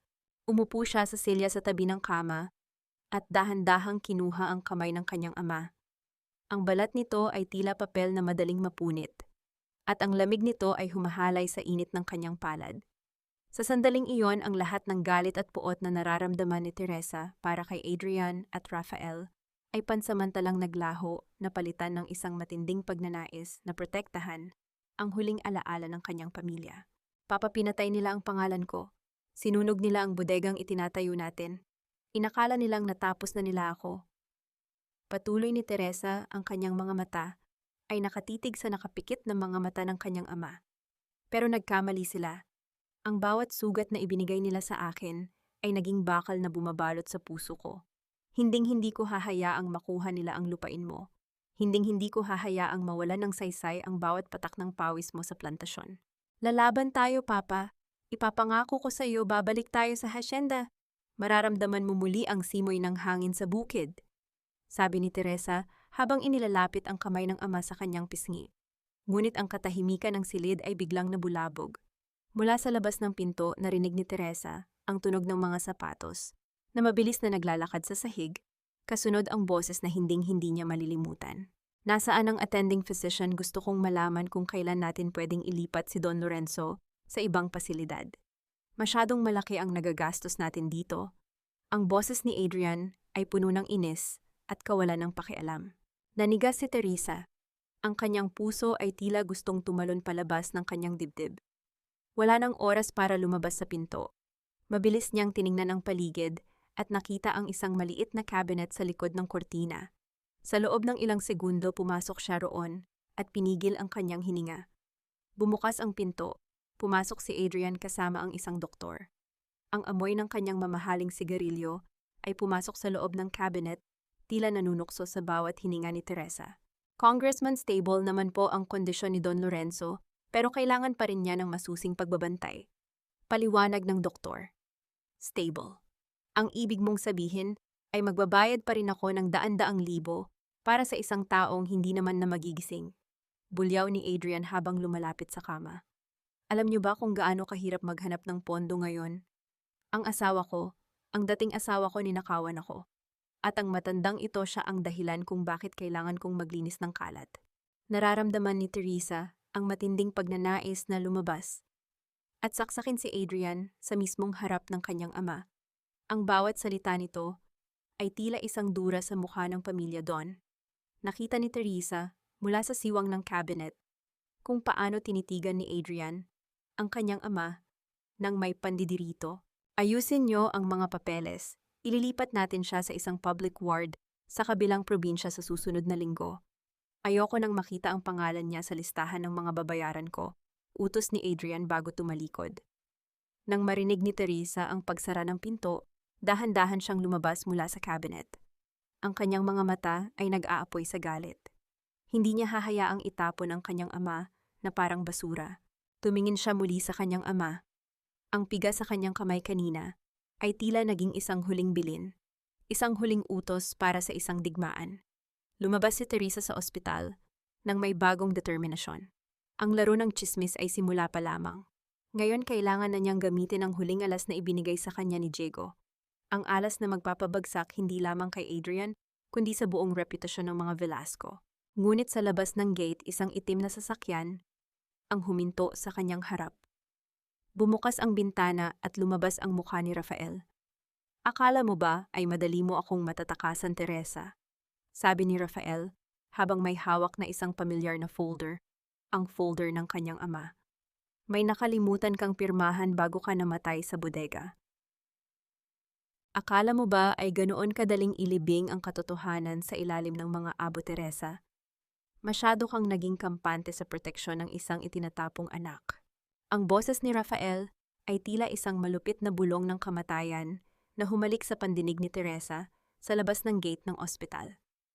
Ang bintana ng kanyang itim na sasakyan ay dahan-dahang bumaba, inilalantad ang kanyang mukha na tila walang bakas ng pagtatangkang pumatay kagabi.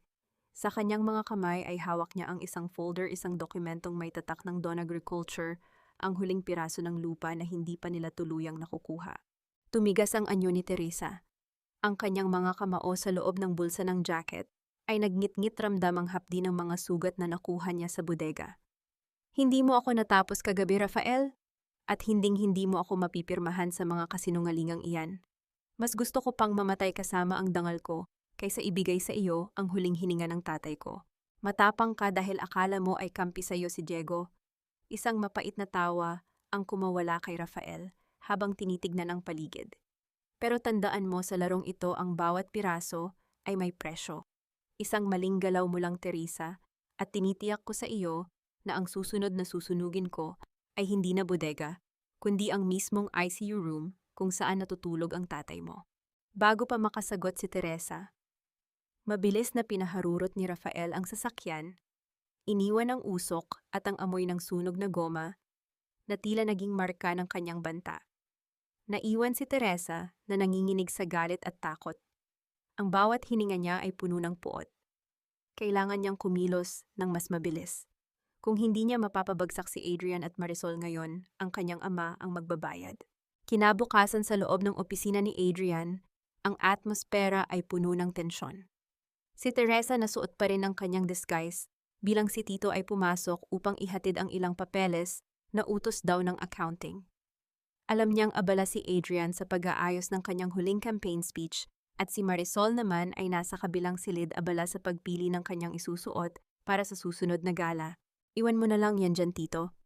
Utos ni Adrian nang hindi tumitingin ang kanyang mga mata ay nakapikit habang hinihilot ang kanyang sentido. And get me a coffee, black. Masyadong masakit ang ulo ko sa mga survey results. Dahan-dahang inilapag ni Teresa ang mga papeles. Ngunit sa ilalim ng mga ordinaryong resibo, maingat niyang isiningit ang bank statement ni Marisol at ang kopya ng mga recording na inilipat niya sa isang maliit na device. Inilagay niya ito sa mismong ibabaw ng kanyang pirmahan, ang lugar kung saan hindi ito pwedeng hindi mapansin. Sir, may nakita po pala ako sa backseat ng sasakyan kanina, malumanay at paos, nasabi ni Teresa pilit na itinatago ang kaba. Parang nahulog po ito mula sa bag ni Ma'am Marisol. Akala ko po ay importante kaya dinala ko na rito. Bahagyang dumilat si Adrian at tinitigan ang sobrang inabot ni Tito. Sige na, lumabas ka na. Lumabas si Teresa, ngunit hindi siya lumayo. Nanatili siya sa labas ng pinto. Ang kanyang tenga ay nakadikit sa malamig na kahoy, nakikinig sa bawat paghinga ng lalaking sumira sa kanyang buhay. Narinig niya ang tunog ng pagpunit ng sobre. Ang katahimikan na sumunod ay tila isang mabigat na ulap bago ang pagputok ng isang malakas na kulog. Ano ito? Ang bulong ni Adrian ay puno ng hindi makapaniwalang galit. Marisol, anong ibig sabihin nito? Eksaktong pumasok si Marisol sa silid, ang kanyang tawa ay masigla at puno ng kaplastikan. Honey, did you see the dress I picked? It looks so expensive. Ang tunog ng isang malakas na sampal ay umalingaw-ngaw sa buong silid sapat na lakas para marinig ni Teresa kahit sa labas. Sinundan ito ng kalansing ng mga gamit na itinapon mula sa lamesa. You're stealing from me sa pondo pa ng kampanya ko. Bulyaw ni Adrian ang kanyang boses ay tila isang nasugatang hayop. I gave you everything, ipinagpalit ko si Teresa para sa isang katulad mong ahas. At ngayon malalaman ko na pati ang kapatid mo ay pinapakain mo gamit ang pera ko. Adrian, let me explain, hindi yan totoo. Gawa-gawa lang yan ng mga kalaban mo. Sigaw ni Marisol, ang boses ay puno ng desperasyon at takot. Gawa-gawa ang boses mo ba sa recording na ito ay gawa-gawa rin. Narinig ni Teresa ang tunog ng playback ng recording kung saan pinagtatawanan ni Marisol ang hininga ni Adrian. Lias, get out of my office. Get out of my life before I make sure you rot in jail. You can't do this to me, Adrian. Marami akong alam, pwede kitang ibagsak. Banta ni Marisol, ngunit ang kanyang boses ay nanginginig na sa iyak. Subukan mo, atik kaya panta. Ang malamig na boses ni Adrian ay parang kamatayan. At tinitiyak ko sa'yo bago mo pa mabuksan ang bibig mo, nakabaon ka na sa ilalim ng lupa. Bumukas ang pinto at patakbong lumabas si Marisol, ang kanyang makeup ay kalat sa kanyang mukha dahil sa luha ang kanyang damit ay gusot-gusot. Halos mabangga niya si Tito, ngunit hindi na niya ito pinansin. Sa kanyang mga mata nakita ni Teresa ang parehong takot na naramdaman niya noong gabing pinalayas siya. Napatingin si Teresa sa loob ng silid. Nakita niya si Adrian na nakasubsob sa kanyang lamesa, ang kanyang mga kamay ay nakahawak sa kanyang ulo. Ang lalaking akala niya ay hari ay isa na lamang palang miserable at nag-iisang talunan. Isang munting tagumpay ang sumilay sa puso ni Teresa. Ang unang lamat sa pader ng mga Velasco ay nagawa na niya. ang pagkakaibigang binuo sa kasinungalingan ay gumuho sa isang katotohanan. Ngunit habang tinitignan niya si Adrian, naramdaman ni Teresa ang isang vibration sa kanyang bulsa. Isang tawag mula kay Diego. Teresa, umalis ka na riyan. Ang boses ni Diego ay puno ng kaba. Pumunta rito si Rafael. Kausap niya ang asawa mo sa kabilang linya. Alam na ni Adrian na ang driver na si Tito ay walang iba kundi ikaw. Napatigil ang tibok ng puso ni Teresa. Tumingin siya sa loob ng silid at nakita niyang dahan-dahang itinaas ni Adrian ang kanyang ulo. Ang mga mata nito ay hindi na puno ng pagsisisi, kundi ng isang nakamamatay na pagkilala. Tito, o baka dapat kitang tawaging Teresa, bulong ni Adrian habang dahan-dahang tumatayo. Handa na ba si Teresa na harapin ang galit ng isang lalaking wala nang natitirang mawawala? Akala ko ba ay patay ka na? O sadyang napakababa lang talaga ng tingin mo sa sarili mo, kaya mas pinili mong maging isang hamak na driver para lamang masilayan ang tagumpay ko? Ang boses ni Adrian ay parang isang malamig na agos ng tubig na bumuhos sa buong katawan ni Teresa. Dahan-dahang tumayo ang lalaki mula sa kanyang upuan, ang bawat galaw niya ay tila isang predator na nakahanap na ng kanyang biktima. Ang sikat ng araw na pumasok mula sa malaking bintana ng opisina ay tumama sa kanyang mukha, nagpapakita ng isang ngiting puno ng pangungutya at pagkamuhi. Wala na ang bakas ng pagkalugmok kanina dahil kay Marisol. Napalitan ito ng isang mapanganib na katuwaan sa pagkakadiskubre sa kanyang lihim. Dahan-dahang itinaas ni Teresa ang kanyang kamay at hinubad ang asul na maskara. Ang kanyang mukha na dati ay punong-puno ng lambing para sa lalaking ito ay tila naging isang pader na gawa sa matigas na bato. Ang bawat hininga niya ay may kasamang hapdi, ngunit pinilit niyang manatiling tuwid ang kanyang tayo. Ang ironya ay hindi nakaligtas sa kanya nakatayo siya sa mismong silid na siya ang nag-ayos ng disenyo sa harap ng lalaking binihisan niya ng karangalan habang ito ay tinatawag siyang basura. Hindi ako namatay, Adrian. Ang namatay lang ay ang babaeng naniwala sa bawat matatamis mong salita. Ang boses ni Teresa ay naging kasing talim ng isang kutsilyo. Bawat kataga ay may timbang ng kanyang mga tiniis. Napakalaki ng tiwala mo sa iyong sarili, ngunit hindi mo man lang napansin na ang taong nagmamaneho sa iyo sa kailaliman ng iyong mga kasalanan ay ang mismong babaeng sinira mo. Isang malakas na tunog ng pagbukas ng pinto ang pumutol sa kanilang paghaharap. Pumasok si Doña Imelda, ang kanyang mga hakbang sa marmol, na sahig ay lumilikha ng isang ritmong puno ng awtoridad at kasamaan. Nang makita niya si Teresa, hindi siya nagulat. Sa halip, isang mapait na ngiti ang sumilay sa kanyang mga labi na puno ng matingkad na lipstick. Teresa, ang akala ko ay marunong kang tumanggap ng pagkatalo, wika ni Imelda, habang tinititigan si Teresa mula ulo hanggang paa nang may matinding pandidirito. Anak, tingnan mo ang dumi na pinapasok mo sa iyong opisina. Sabi ko naman sa iyo, ang mga don ay parang mga damo, mahirap bunutin, pero madaling tapakan kapag alam mo kung saan ang kanilang ugat. Lumapit si Imelda kay Teresa at pinalibutan siya tila isang ahas na sinusukat ang kanyang biktima bago ito tuklawin. Ginamit mo ang driver ko para sirain ang relasyon ni na Adrian at Marisol. How cheap, pero alam mo, nagpapasalamat pa nga ako sa iyo. Tinulungan mo kaming iligwak ang isang ahas na gaya ni Marisol. Ngunit huwag mong isiping dahil doon ay bayad na ang utang mo sa amin. Wala akong utang sa inyo, Doña Imelda. Sagot ni Teresa, ang kanyang mga mata ay nagniningning sa puot. Ang tanging utang na mayroon sa kwentong ito ay ang utang niyo sa dangal ng pamilya ko. Biglang tumawa si Adrian, isang tawang puno ng gaslighting at manipulasyon. Dangal, Teresa, ikaw ang sumira sa dangal mo. Kung nanatili ka lang sanang isang masunuring asawa, hindi ka sana naghihirap sa labas. Ikaw ang pumili nito. Ikaw ang nagpumilit na maging bida sa sarili mong trahedya. At ngayon, dahil sa pangingialam mo, kailangang magbayad ng tatay mo. Nanigas ang buong katawan ni Teresa. Anong ginawa niyo sa papa ko? Kakaalis lang ng ambulansya sa St. Jude, Teresa. Bulong ni Imelda malapit sa kanyang tenga. Ang amoy ng kanyang pabango ay tila naging isang nakakasulasok na lason. Inilipat na namin siya sa isang pasilidad na nararapat para sa mga taong wala ng silbi. Isang lugar kung saan walang makakahanap sa kanya.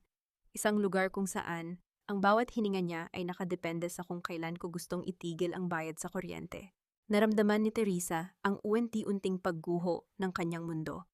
Ang bawat bahagi ng kanyang kaluluwa ay tila nadurog sa isang iglap.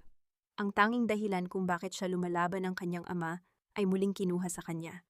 Ang kanyang mga kamay ay nagsimulang manginig at ang bawat sulok ng silid ay tila umiikot sa kanyang paningin. Ang katahimikan ng opisina ay bumasag sa kanyang huling depensa. Nasaan siya? Nasaan ang papa ko? Sigaw ni Teresa, ang kanyang boses ay puno ng desperasyon. Lumapit si Adrian at hinawakan siya sa panga, ang kanyang mga daliri ay bumuon sa balat ni Teresa ng may kalupitan. Hahanapin mo siya. Sa tingin mo ba ay may lakas ka pa? You are nothing, Teresa. Isang pirma mo lang sa huling dokumentong ito na nagsasabing ibinibigay mo na ang lahat ng karapatan sa lupain ng mga don kay Rafael at baka sakaling sabihin ko sa iyo kung saan siya dinala. Sa sandaling iyon, bumukas muli ang pinto.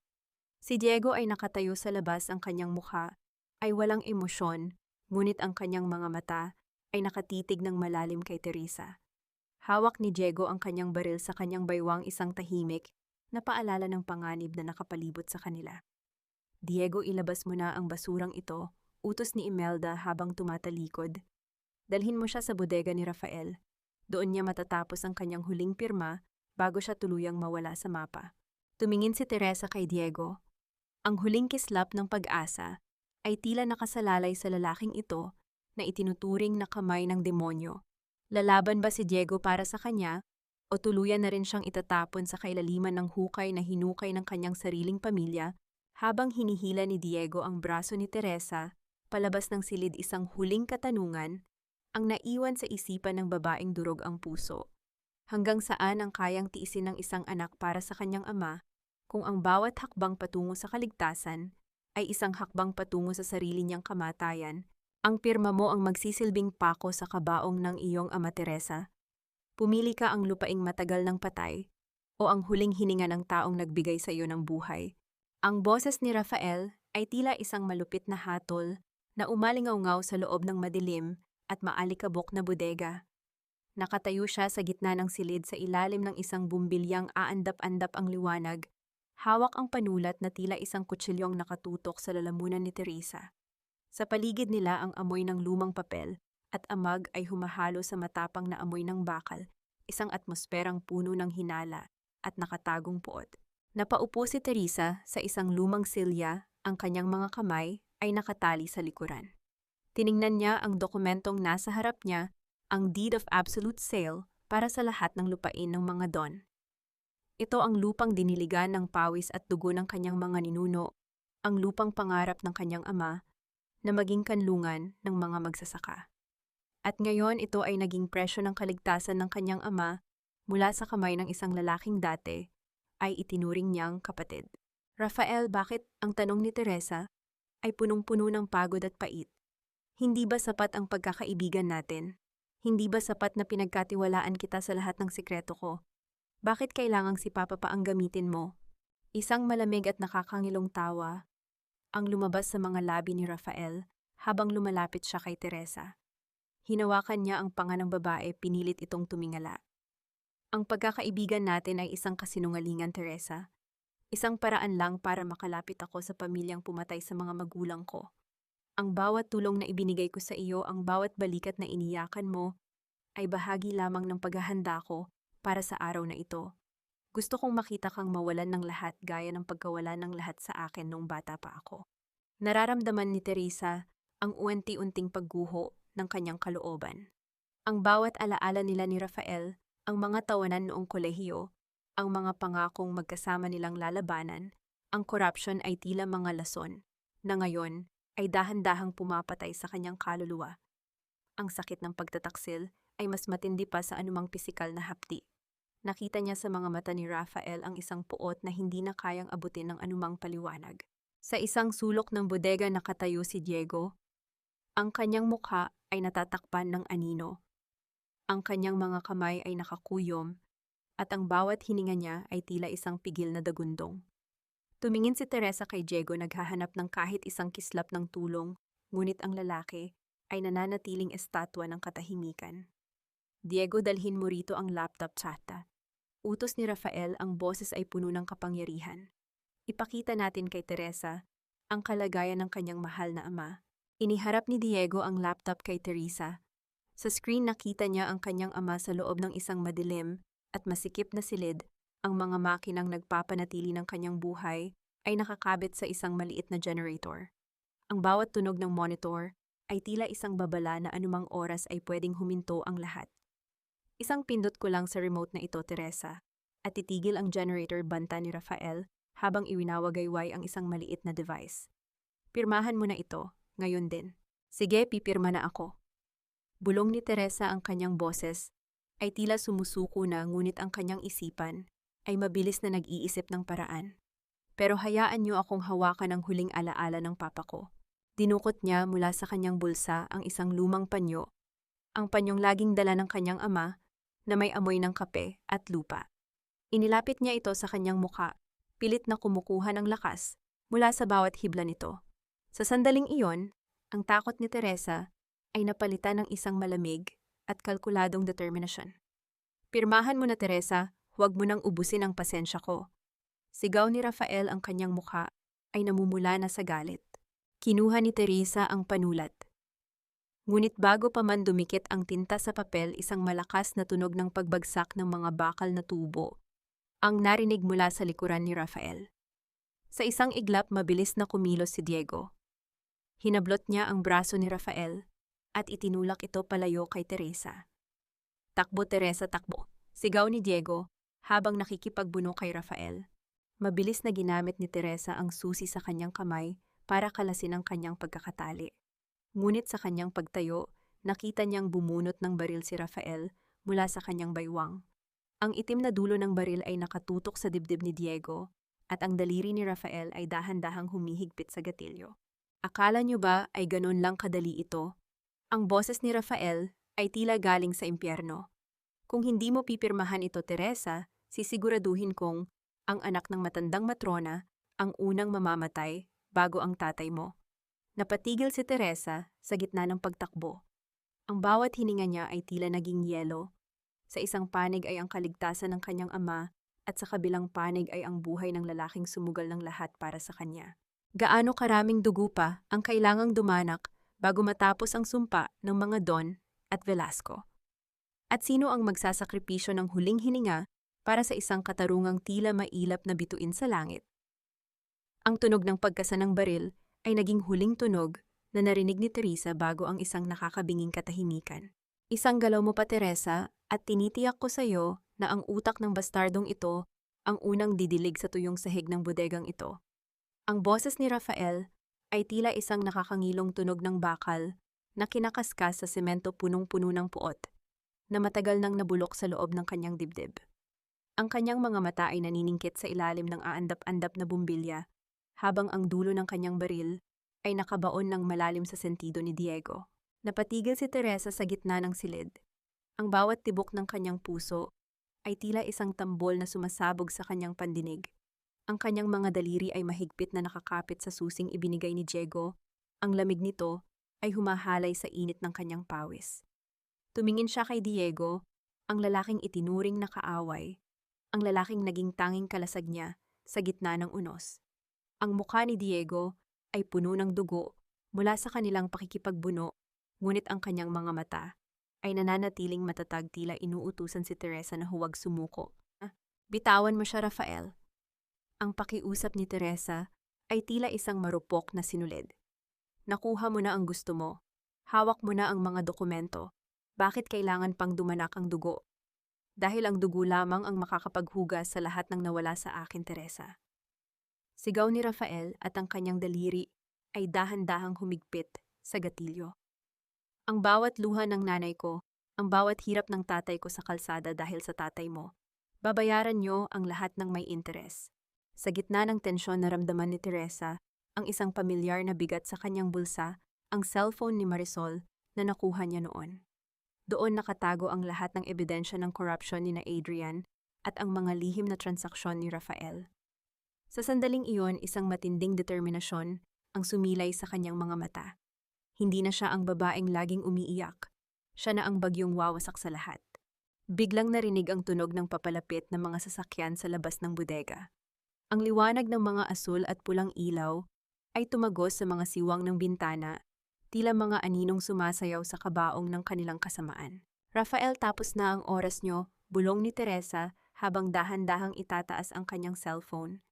Ang bawat salitang binitiwan mo rito, ang bawat banta mo kay Diego at sa papa ko, narinig na ng buong bansa. Naka-livestream tayo, Rafael. Ang lahat ng supporters mo sa labas, alam na ang totoong anyo ng kanilang ideal na abogado.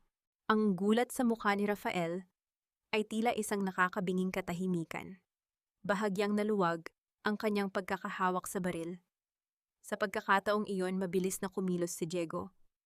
Isang malakas na siko ang tumama sa sikmura ni Rafael, kasunod ang pag-agaw sa sandata.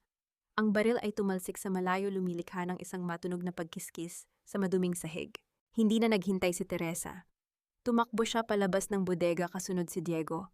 Sumakay sila sa isang sasakyang naghihintay, ang lumang kotseng ginagamit ni Diego.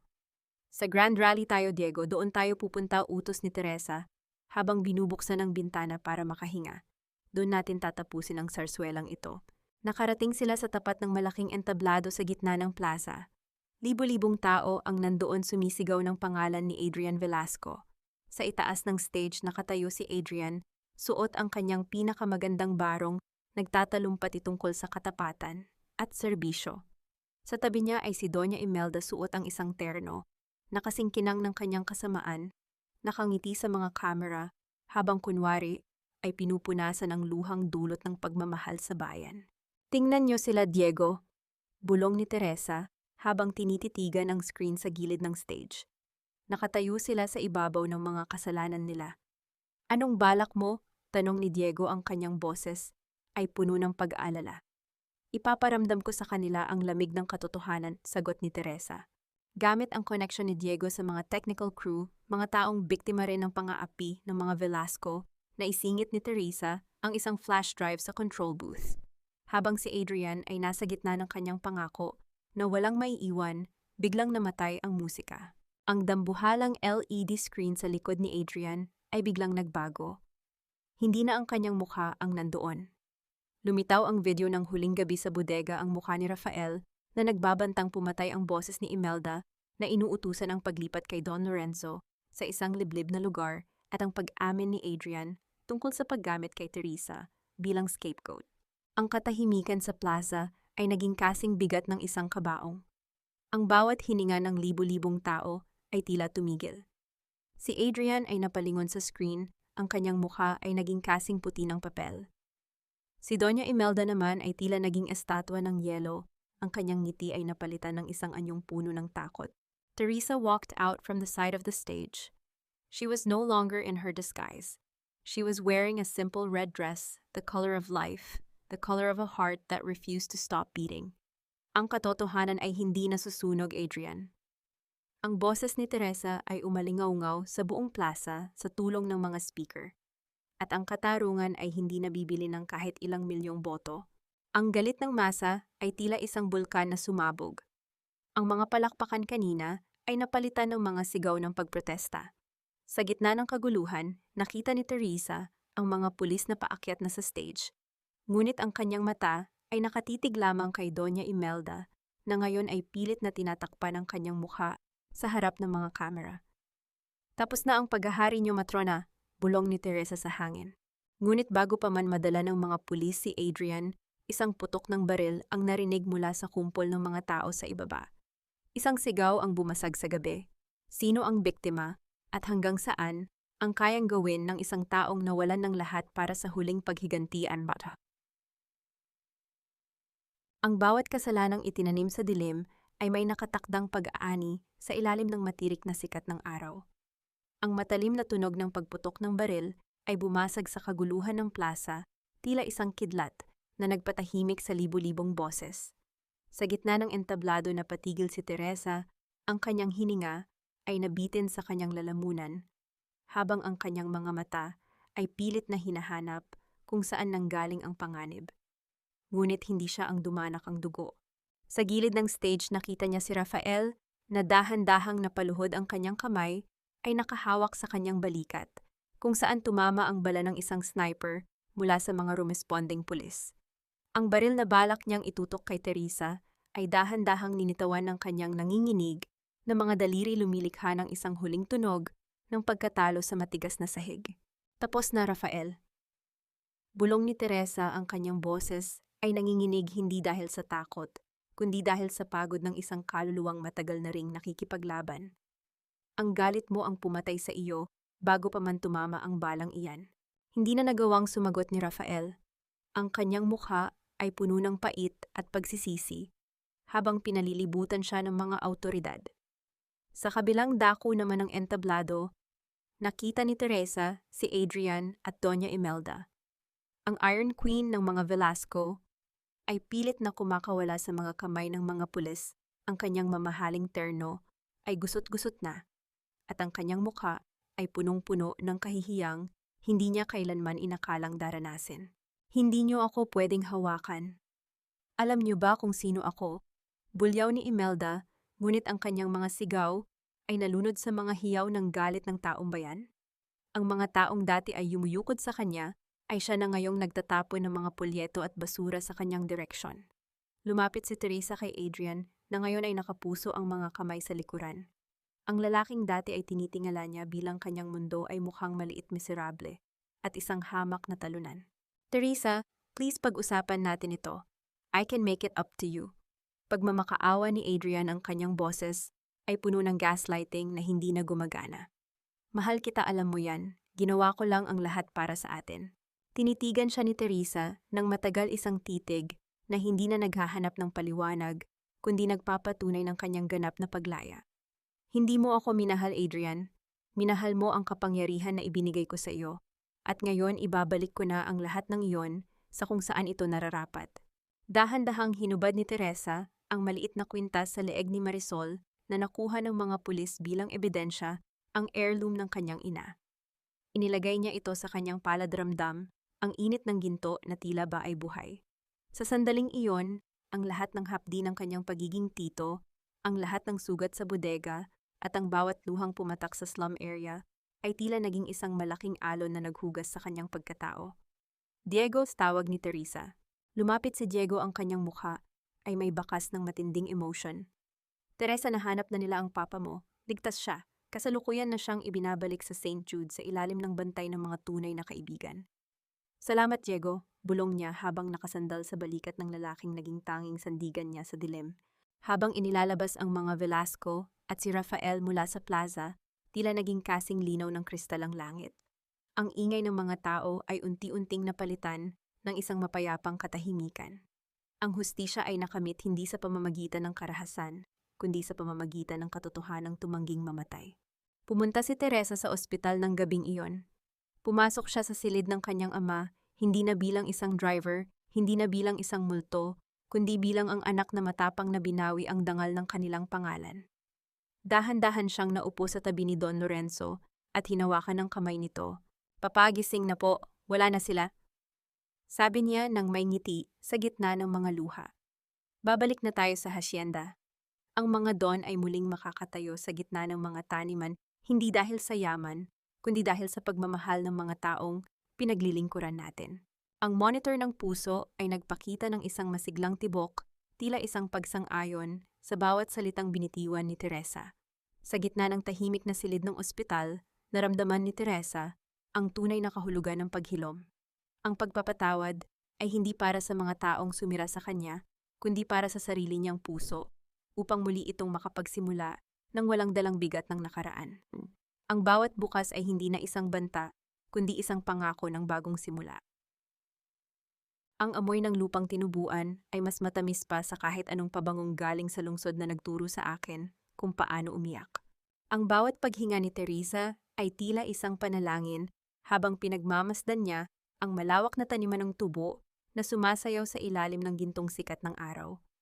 Narito siya sa Hacienda Don, ang lugar kung saan ang bawat butil ng lupa ay may kwento ng kanyang kabataan. Wala na ang jacket ni Tito, wala na ang sombrero at maskara. Suot niya ang isang puting blusa na tila sumasalamin sa kalinisan ng kanyang bagong simula. Ang katahimikan ng bukid ay bumasag sa ingay ng nakaraan.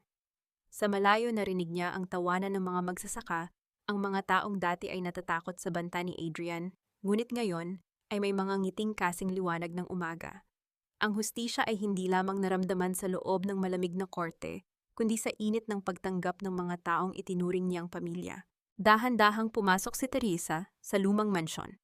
Ang bawat hakbang niya sa makintab na Nara ay lumilikha ng isang pamilyar na tunog, tila ang bahay mismo ay bumabati sa kanyang pagbabalik. Huminto siya sa harap ng pintuan ng silid ng kanyang ama. Sa loob ang mga kortina ay nakabukas na hinahayaan ang sariwang hangin na pumasok at itaboy ang amoy ng sakit.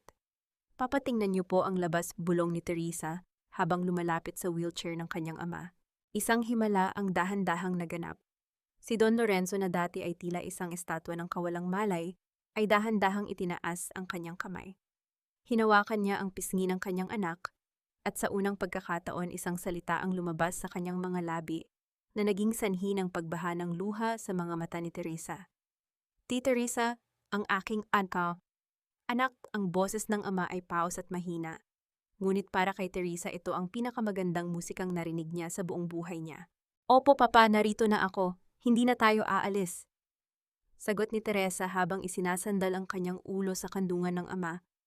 Ang bawat haplos ni Don Lorenzo sa kanyang buhok ay tila nagpapagaling sa bawat sugat na iniwan ni na Adrian at Rafael. Sa gitna ng kanilang pagyakap, narinig ni Teresa ang tunog ng isang sasakyang humihinto sa labas. Lumabas siya sa balkonahe at nakita si Diego. Ang lalaki ay nakatayo sa tabi ng kanyang lumang jeep. Ang kanyang anyo ay mas maayos na ngayon, ngunit ang kanyang mga mata ay nananatiling may bakas ng matinding karanasan. Teresa, dinala ko ang mga huling papeles mula sa korte, sabi ni Diego habang umaakyat sa hagdan. Tapos na ang lahat. Ang bawat sentimong ninakaw ni Marisol at ang mga lupang kinuha ni Rafael ay opisyal nang naibalik sa pangalan mo. Kinuha ni Teresa ang mga dokumento, ngunit hindi niya ito tiningnan. Sa halip, tinitigan niya si Diego nang may malalim na pasasalamat. Salamat, Diego. Hindi ko alam kung nasaan ako ngayon kung wala ka. Ano nang balak mo sa mga Velasco? Tanong ni Diego, ang kanyang boses ay naging seryoso. Hahayaan ko ang batas na gumawa ng kanilang hatol, Diego. Sagot ni Teresa habang nakatingin sa malayo. Si Adrian, si Doña Imelda at si Rafael. Ang kanilang bilangguan ay hindi lamang ang 4 na sulok ng selda, kundi ang katotohanang mawawala ang lahat ng kinabukasan nila habang tayo ay nagsisimula muli. Sa hapon na iyon, tinipon ni Teresa ang lahat ng magsasaka sa ilalim ng malaking puno ng mangga. Sa kanyang kamay ay hawak niya ang isang bagong kontrata, hindi isang kontrata ng pang-aalipin, kundi isang kasunduan ng pagtutulungan. Ang 40% ng kinikita ng hasyenda ay mapupunta na sa isang fund para sa edukasyon at kalusugan ng mga manggagawa. Ang lupang ito ay hindi sa akin. Ang boses ni Teresa ay umaling-awngaw sa buong taniman. Ang lupang ito ay sa atin. Dito tayo bumagsak at dito rin tayo babangon ng magkakasama. Ang bawat palakpakan at hiyaw ng mga tao ay tila isang awit ng tagumpay na umabot hanggang sa kalangitan. Habang pinagmamasdan ni Teresa ang lumulubog na araw, naramdaman niya ang isang kakaibang kapayapaan. Ang tito na dating nagtatago sa anino ay tuluyan ng pinalitan ng isang Teresa na mas matapang, mas matalino, at higit sa lahat, marunong nang magmahal muli sa sarili. Ngunit sa gitna ng kanyang kaligayahan, may isang huling liham na iniwan sa kanyang lamesa. Isang liham na galing sa loob ng kulungan, may tatak ng pangalang Rafael. Dahan-dahan niyang binuksan ang sobre. Ang mga salitang nakasulat doon ay tila isang huling bulong mula sa nakaraan na kailangang bigyan ng tuldok. Handa na ba si Teresa na buksan ang pintuan ng pagpapatawad o may isa pang lihim na kailangang baunin bago ang tuluyang paglaya at nas? Ang bawat pagtatapos ay isa lamang balat kayo ng isang mas magandang pagsisimula. At para kay Teresa, ang huling kabanata ng kanyang sakit ay tuluyan ng isinara ng hanging umiihip sa Hacienda Don. Dahan-dahang binasa ni Teresa ang liham mula kay Rafael habang nakaupo siya sa balkonahe ng mansyon. Sa loob ng sobre ay hindi lamang mga salita ng pagsisisi, kundi isang huling katotohanan. Teresa, patawarin mo ako. Nalaman ko mula sa mga lumang dokumento ng aking ama na hindi si Don Lorenzo ang pumatay sa aking pamilya.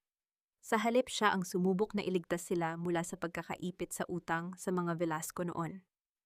Ang puot ko ay bulag, at sa aking paghahanap ng hustisya, naging halimaw ako na gaya ng mga taong kinamumuhian ko.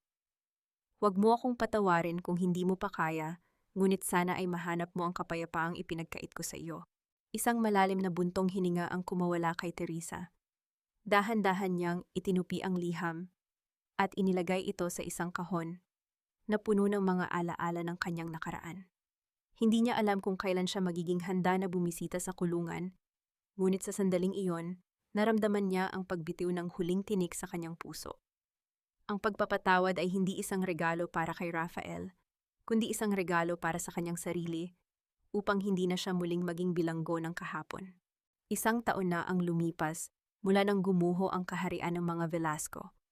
Si Adrian at Doña Imelda ay kasalukuyan nang nagsisilbi ng kanilang hatol sa likod ng mga rehas, malayo sa rangya at kapangyarihang dati ay ginamit nila para manapak ng kapwa. Ang kanilang mga pangalan ay naging isang babala sa buong bansa tungkol sa kasakimang walang hanggan. Teresa, handa na ang hapunan. Hinahanap ka na ng papa mo sa dining hall. Ang boses ni Diego ay bumasag sa katahimikan ng hapon. Lumapit si Diego at tumayo sa tabi ni Teresa. Ang kanyang anyo ay hindi na ang malupit na tauhan ni Imelda. Siya na ngayon ang tumatayong administrator ng hasyenda, ang kanang kamay ni Teresa sa pagpapatakbo ng mga bagong programa para sa mga magsasaka. May hawak siyang isang maliit na basket ng mga sariwang prutas, ang ani ng kanilang pinagsamang hirap at pagmamahal sa lupa. Ang bilis ng panahon, no, muling wika ni Diego habang nakatingin sa malawak na taniman. Sino ang mag-aakala na ang 2 taong itinapon sa basura ay dito magtatagpo sa gitna ng ganitong kagandahan? Humarap si Teresa kay Diego, ang kanyang mga mata ay nagniningning sa ilalim ng papalubog na araw. Dahil ang tunay na ginto, Diego, ay hindi nakukuha sa mga vault ng bangko. Nakukuha ito sa pagbangon mula sa putik at sa pagpiling manatiling mabuti kahit na ang mundo ay naging malupit sa iyo. Isang matamis at banayad na sandali ang namuhat sa pagitan nila. Dahan-dahang inilagay ni Teresa ang kanyang ulo sa balikat ni Diego. Ramdam ang tibay at seguridad na ibinibigay ng lalaking ito. Hinawakan ni Diego ang kanyang kamay, ang bawat daliri ay nagkakawing ng may pag-iingat at respeto. Wala silang binitiwang mga salita ng pangako, ngunit ang katahimikan sa paligid nila ay sapat na para sabihing ang kanilang mga kaluluwa ay sa wakas ay nakahanap na ng tahanan. Nakamit na ni Teresa ang lahat ng kanyang ipinaglaban. Ang kanyang ama ay payapa na sa loob ng kanilang tahanan. Ang dangal ng pamilya Don ay muling nagniningning at ang kanyang puso ay hindi na kailangang magtago sa likod ng anumang maskara. Ang bawat luhang pumatak noon ay naging hamog na nagbigay ng buhay sa isang bagong pag-asa. Habang ang araw ay tuluyang lumulubog sa likod ng mga bundok, nag-iwan ito ng isang langit na puno ng kulay kahel at lila, isang paalala na pagkatapos ng pinakamadilim na gabi, ang umaga ay laging darating ng may dalang katarungan at paghilom. Nakamit na ni Teresa ang kanyang katarungan. Nakamit na niya ang kanyang kapayapaan. At higit sa lahat, nahanap na niya ang kaisa-isang katotohanang magpapalaya sa kanya habang buhay, na ang pag-ibig kapag itinanim sa tamang puso ay hinding-hindi kailanman mabubulok. Ang bawat anino sa Hacienda Don ay dahan-dahang napapalitan ng liwanag, at sa bawat pagaspas ng mga dahon ng tubo, tila may bulong ng pag-asa na hindi na muling mabubura ng kahit anong bagyo. Mga mahal kong tagapakinig, maraming salamat sa inyong pakikisama sa mahabang paglalakbay na ito mula sa Marangyang Ballroom hanggang sa maputik na eskinita ng Tondo. Habang isinusulat ko ang bahagi kung saan si Teresa ay nakatayo sa gitna ng nagbabagang bodega sugatan at pinagtaksilan ng kaisa-isang taong huling pinagkatiwalaan niya, hindi ko mapigilang mapahinto at damhin ang bigat ng kanyang pighati. Ang bawat salitang inyong narinig ay hinabi ng may matinding pag-iingat at pagmamahal, dahil alam kong ang kwento ni Teresa ay kwento rin ng marami sa atin na minsang nagmahal ng tapat ngunit binalikan ng kataksilan. Isipin ninyo ang ating buhay bilang isang manibela ng sasakyan. Sa mahabang panahon, hinayaan ni Teresa na ang ibang tao ang magpatakbo ng kanyang tadhana hanggang sa dalhin siya ng mga ito sa gilid ng bangin. Ngunit nang piliin niyang bawiin ang manibelang iyon, kahit na ang kanyang mga palad ay puno ng paltos at sugat, natutunan niyang imaneho ang kanyang sarili patungo sa katarungan at tunay na kapayapaan. Huwag ninyong hahayaang iba ang magtakda ng inyong patutunguhan. Sa inyong palagay, sapat na ba ang naging kaparusahan para kina Adrian at Doña Imelda, o nararapat pa bang mas naging malupit si Teresa sa kanyang paghihiganti. Sa mga sandaling ito, habang dahan-dahang natatapos ang ating kwento, nasaan kaya kayo? Marahil ay nagluluto ng hapunan para sa pamilya, nagtitiklop ng mga damit, o kaya ay nagpapahinga, matapos ang isang nakakapagod na shift sa trabaho. Ibahagi ninyo sa aming komento kung anong bahagi ng kwento ang pinakamabilis na nagpatibok ng inyong puso. Gusto naming marinig ang inyong mga boses dahil sa komunidad na ito, walang sino man ang nag-iisa sa kanilang laban. Huwag kalimutang i-like at i-share ang ating kwento upang mas marami pa tayong kababaihang maabot at mabigyan ng lakas ng loob. Naway baunin ninyo ang katatagan ni Teresa sa inyong mga sariling laban.